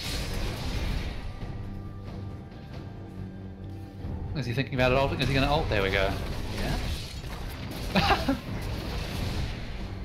Is that enough? I don't think Galio it's says, I'm too tanky for you, and walks away. It's fine, like, let him low though. Like, this should be low enough to either bring someone else up here or to get the tower. right.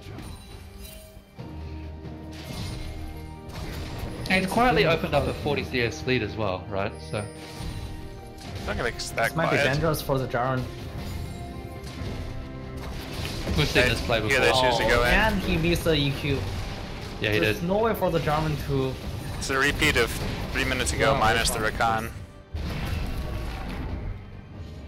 A case of unnecessary Galio ultimates. Right. Yeah.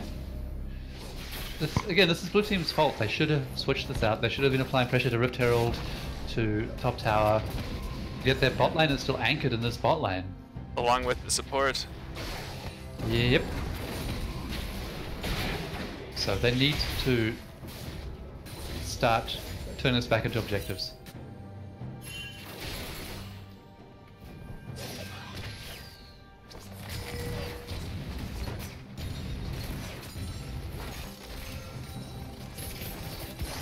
Well, do you think maybe static shield is better for Jinx in this situation, or maybe rapid fire cannon? I mean, I would prefer. Okay, so Hurricane does give you more damage in a team fight, but I would have preferred to see the rapid fire cannon static shield build here, because it gives you a lot more damage on that first hit, and a lot more burst. Right. And it also it keeps might, you might be safer. dangerous. Nice start. Oh. A lot of damage Missed from flash. Lex. Oh, Rakan missed the flash. Flash W engage again. Well, it is really hard to actually master the distance. But it's not that hard to press alt before you press W. Oh, he did press out this time, but he just missed the W.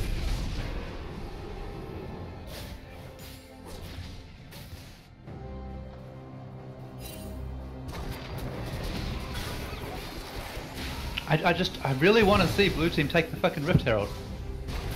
I really do. Yeah, it's nice. Or bring these top players, these bottom players top. It's such a free objective, and it would have been able to net them like any inner they wanted. Well, they may have had a little bit of post-traumatic stress from last game, losing at the Rift Herald. I don't think that's good. Don't dive it. Don't dive it. this. At least it's getting caught. At least meets the CC train all by herself. Now the next person goes. Going in one at a time. Yeah. Such I think it's not here. I think they'll be okay just because they're so far ahead, but that was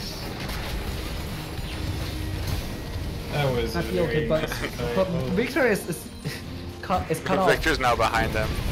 Oh. Nice flash, but that's not enough to kill the Jinx. Just go back and fight. You have Victor. yeah, Victor on the flank. I think the blue team plays are really bad. I mean, after Jinx died, you should still go back because your Victor is here, and Jarvan and Alice are both healthy enough. The only reason that wasn't a complete disaster was because of how far ahead they were. But that was a terrible fight. Yes, I agree.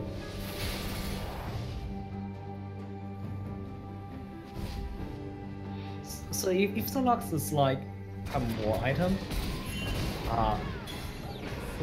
Lulu should be fine. She has enough movement speed to escape from that.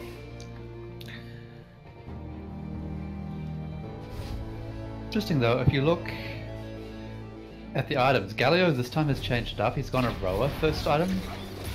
Ooh, Did that last I time. did this card. Yeah, at least it's what. This Lux might pull them back into the game yet. They've cut this gold lead and now they're gonna get this mountain drag.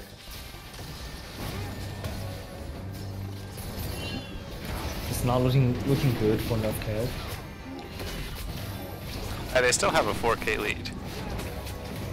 And they don't. It's not like their team comp falls off like it did in the previous game. Yeah, but I mean, if you like look from a Nerf Kale perspective, they're winning really huge early game. They're 6-0, but now they're 8-5. The players in the game won't really know they have a 4K lead if they are not really checking the CS and the turn different. So they must be a little bit worried at this time. The moral for them is not there. Yeah, especially after throwing the previous 2 games. Yeah.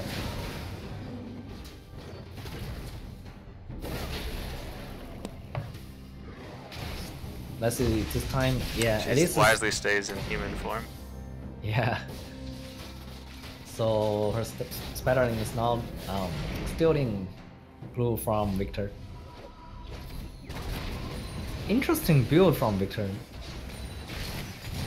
I think it's still better to have the fully upgraded core so that your ult is moving faster.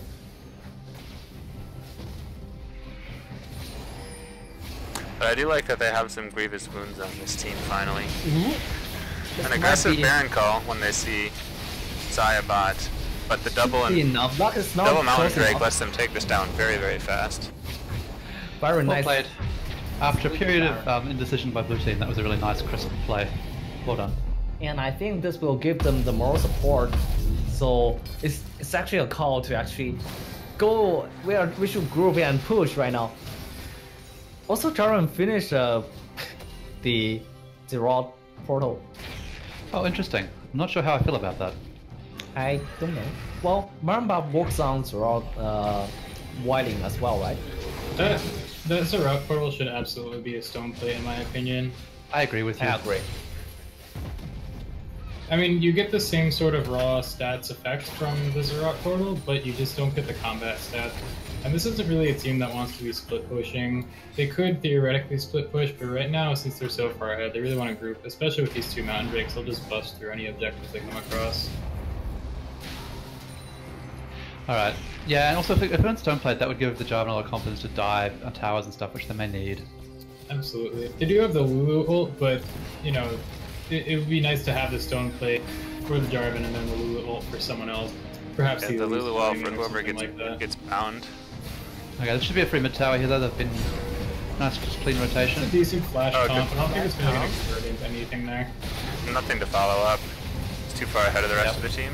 Yeah, I agree. Like it was. Galio was quite low here. He almost goes down the Maokai as well. Maokai burns the ultimate defensively. In isolation, that was a nice mechanical play, but I just don't think it was a nice, like a macro play. They might even get the inhibitor tower off of this. I think they can. They have the Baron minions, they have the double Mountain Drake, they should be able to just break this Yeah, down. but Jinx should be really careful with her positioning. She should not get caught by luck spanning again. Yeah, great. It's a good sidestep of the binding. What I want to see is the Rakan going in for a play. I think that's going to be their best entry into a fight here, since they just used the flash taunt from Galio. It's so much tougher now, no? That if they had like Rakan ult layered into Flash Taunt, would have been so strong. Or Rakan ult layered into Galio ult. Just Rakan ult into Galio ult is pretty good. That's the thing about Rakan though, like he can make the big plays better than just about anyone, but you know, if you don't make them, then he feels kind of weak. Yeah.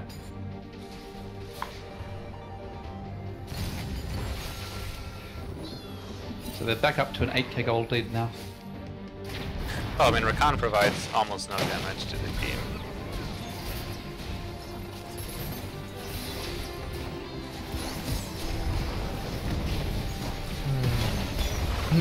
That's good for them. Well, They that's got the just, Galio ult there. They Was it- tried the Rakan Galio combo, it's not working out. I would have liked to have seen the Rakan on a flank throughout this. Yeah. I think if the Rakan had ulted there and hit a couple of people, the Galio ult would have been great. Would have been some Yeah, good he, players to he also see. could have used ult to run forward a little bit and then used his, because that gives him a big movement speed buff, and then used his dash, and that would have gotten him in range. I don't think so. You need You to have to hit at somebody least before one. you get a move Yeah. speed. He also has flash though, like he could have flashed there. Yeah. So that's why that's what I'm waiting for. Yeah, you should either actually, teammate, flash, Yeah. alt W. Stay away from the minion vision range, and then E to the Zaya and engage. Red team has to It's deal with like- their base right now. Oh, Yeah, this they is lost looking the Nexus grim. turret. They lose Yeah, the 2k distance. Nexus turret. I will say the Zizrot portal did do a lot of work in that push. I agree. So that was something, but I agree with the stone plate. Drake's coming up again, this time it's going to be an ocean. I mean, they could build a static shiv on the loop and still win this game. Why? They're just so far ahead. I mean, if the Rakan somehow hit one of the flash WR engage. I do think that the players on red team have better team fighting mechanics, so if they manage to get a good engage, they can actually come back, but it would take several good engages and basically clean aces for them to pull their way back in here. Yeah. It's now a 9k gold lead. I think one clean ace and a Baron would do it. Yeah, there I are a think lot it's of turrets to possible. take. Yeah, red team has only taken the bot outer turret. They have a lot of objectives they have to push through before they can Oh, I really don't get mean anything. to win, I just mean to like to catch up. Oh, for gold? Yeah, that's true.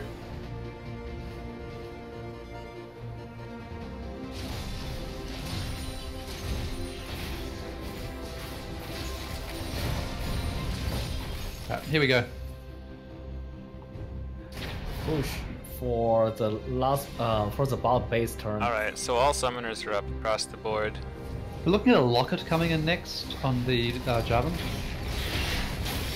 which I can kind of agree with. It's Oh, appropriate. Lulu already have a locket.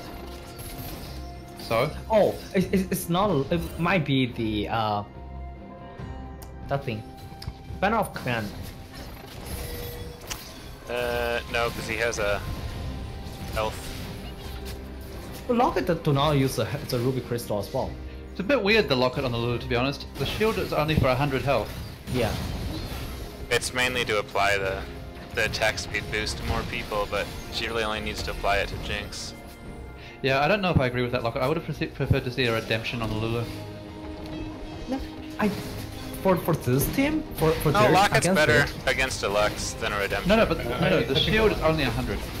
You only need a Mikhail. Your Mikhail will save your carry. Yeah, I could buy Mikhail's. I don't know. A 100 health shield feels weak to me. Yeah. Trust me, Mikhail is much better in this case. Sure, I could trust that. If you clean someone using the Mikhail, that guy gets 50% or 40% movement speed. Oh, the Jinx sticks up a little too far, and this is the engage that we're looking for.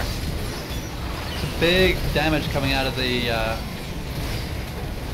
The Chaos Storm for Victor did a lot of damage. But Victor actually be able to return some damage, still continue fighting. Very nice W.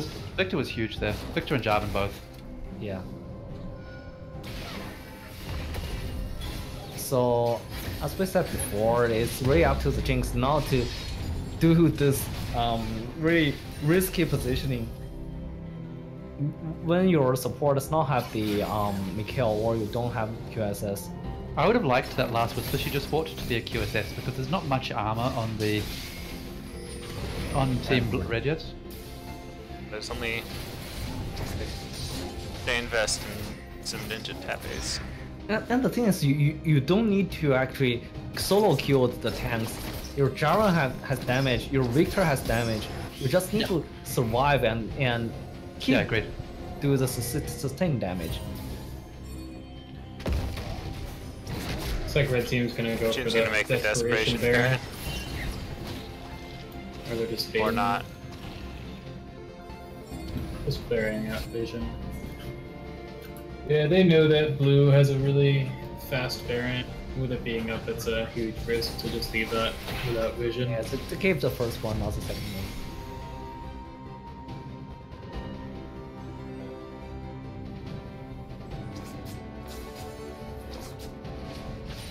I would like to see the Victor to sell biscuit and buy a pink ward. I don't know why it's not doing that. Yeah, everybody should have pink wards. Yes. Well, here's another. Very good catch by the Lux. They're just a little bit too far down to have the damage. Still end up taking Lulu, but I think they should actually start. Baron can be a good call. There's no jungler for red team, but I think blue team is too low, so it's actually a call. It's also very, very sketchy because if they're on Baron with their tanks on Baron, then it gives Lux easy access to the backline. That's true. I'd also be waiting until somebody shows bot lane to deal with the minions. I'd actually rather see them, rather than trying to force Baron, I'd rather see them try and take these inhibitors and then just let it.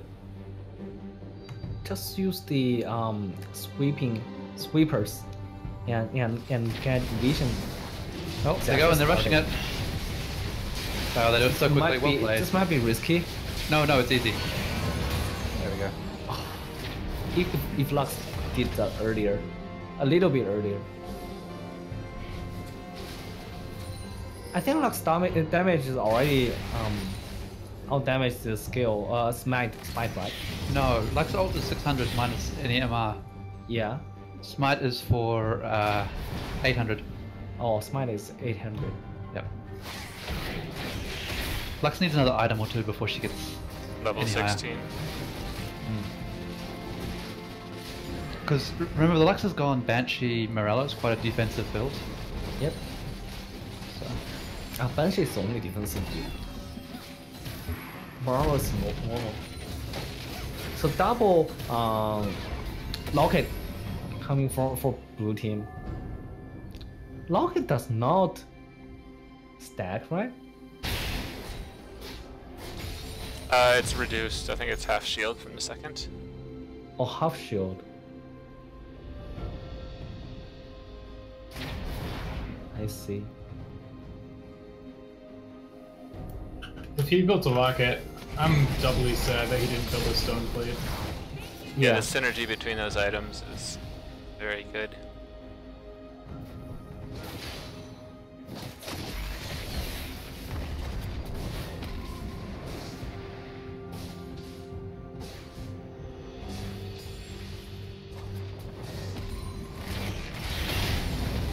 So, no base turn for mid and bot.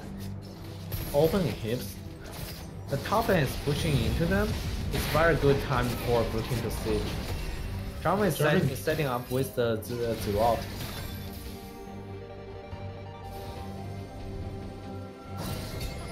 Just waiting for the wave. Oh, nice flash! Flash, engage. still does not get a nice dodge from at least getting out from that. There's no engage. Actually taking down the Rakan. This might be the team fight. The end of the game here. They've lost both Rakan and Maokai. There's no front line for last time. They got the plus. Maybe not. We'll take out. Yeah, that's how we got. Yeah. Looks like it's gonna be game. Looks like we're going on to game 5. Ooh, game 5, boys. Pull up bronze scrapes for your stream. There's a couple of people watching there.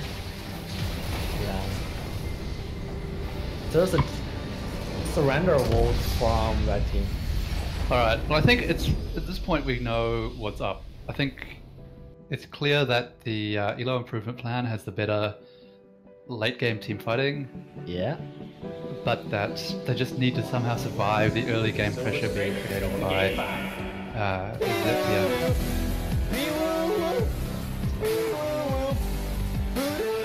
Alright, I'd like to take another moment here to just revel in my victory. You got 2 for 2 so far.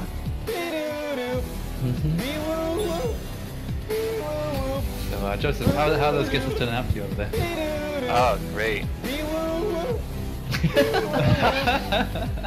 So I will say that Hypebot was correct on predicting that game. Yeah.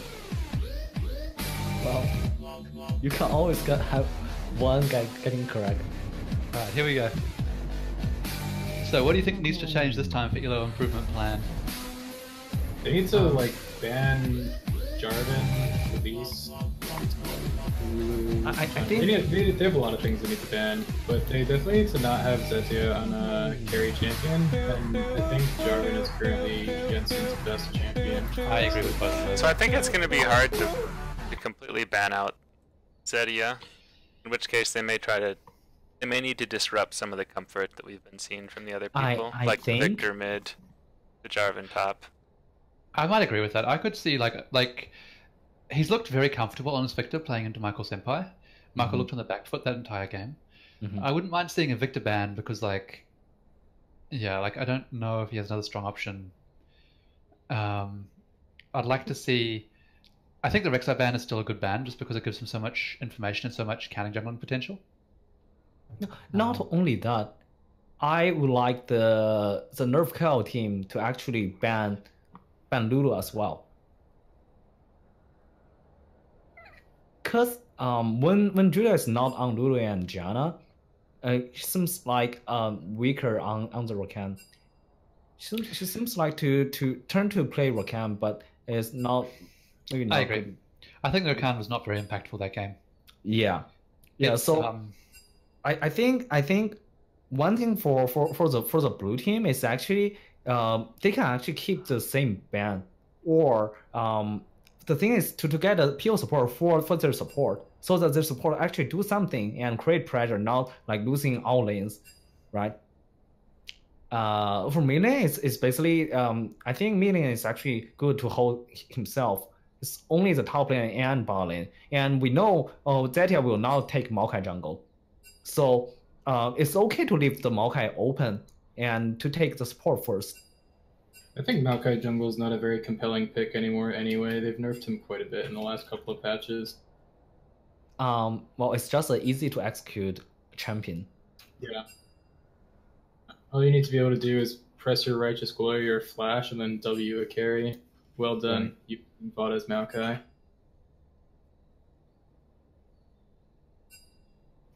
Well, who else is H role played?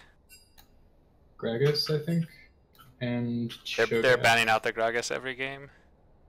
Interesting. They fear it. That's better than banning Maokai. Gragas has a lot more playmaking potential than Maokai does. That's true.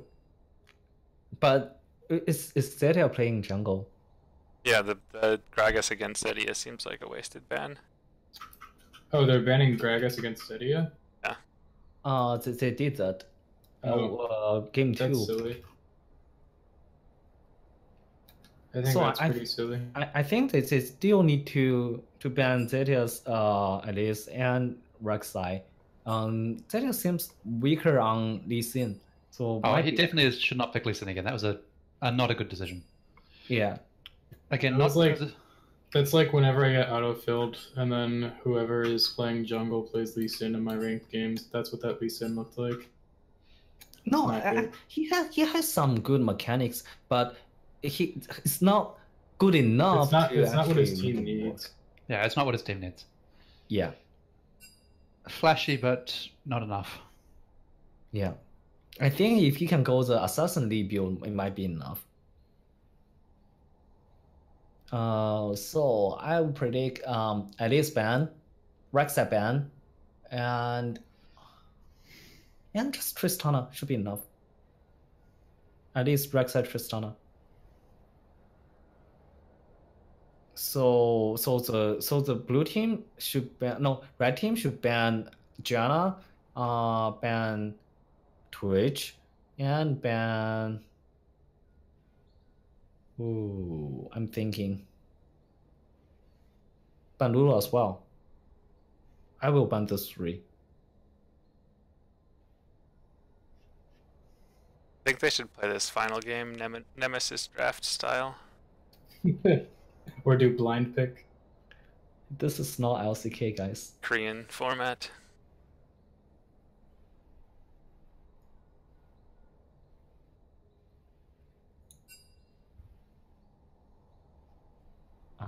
Let's give them some time. It's time for some music.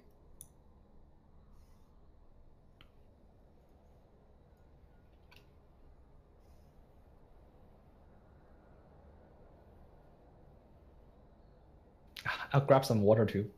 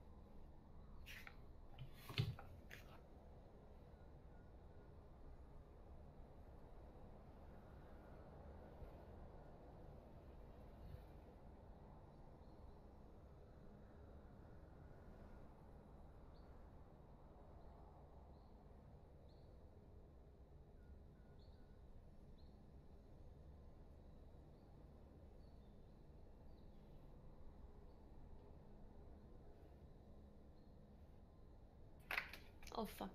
Hello. You're not supposed to be here. Oh. Welcome. Oh, I don't know if you guys are watching, but one of our players lost internet. Oh. Oh, interesting. So that is the status here. Oh, thank you. Bye bye. What? Gelzilla lost Comcast. Oh, I bet he wishes he lost Comcast and switched to I've someone. been lost in Comcast as well. Recently. Everyone who uses Comcast has lost. That's why you stick with Fios.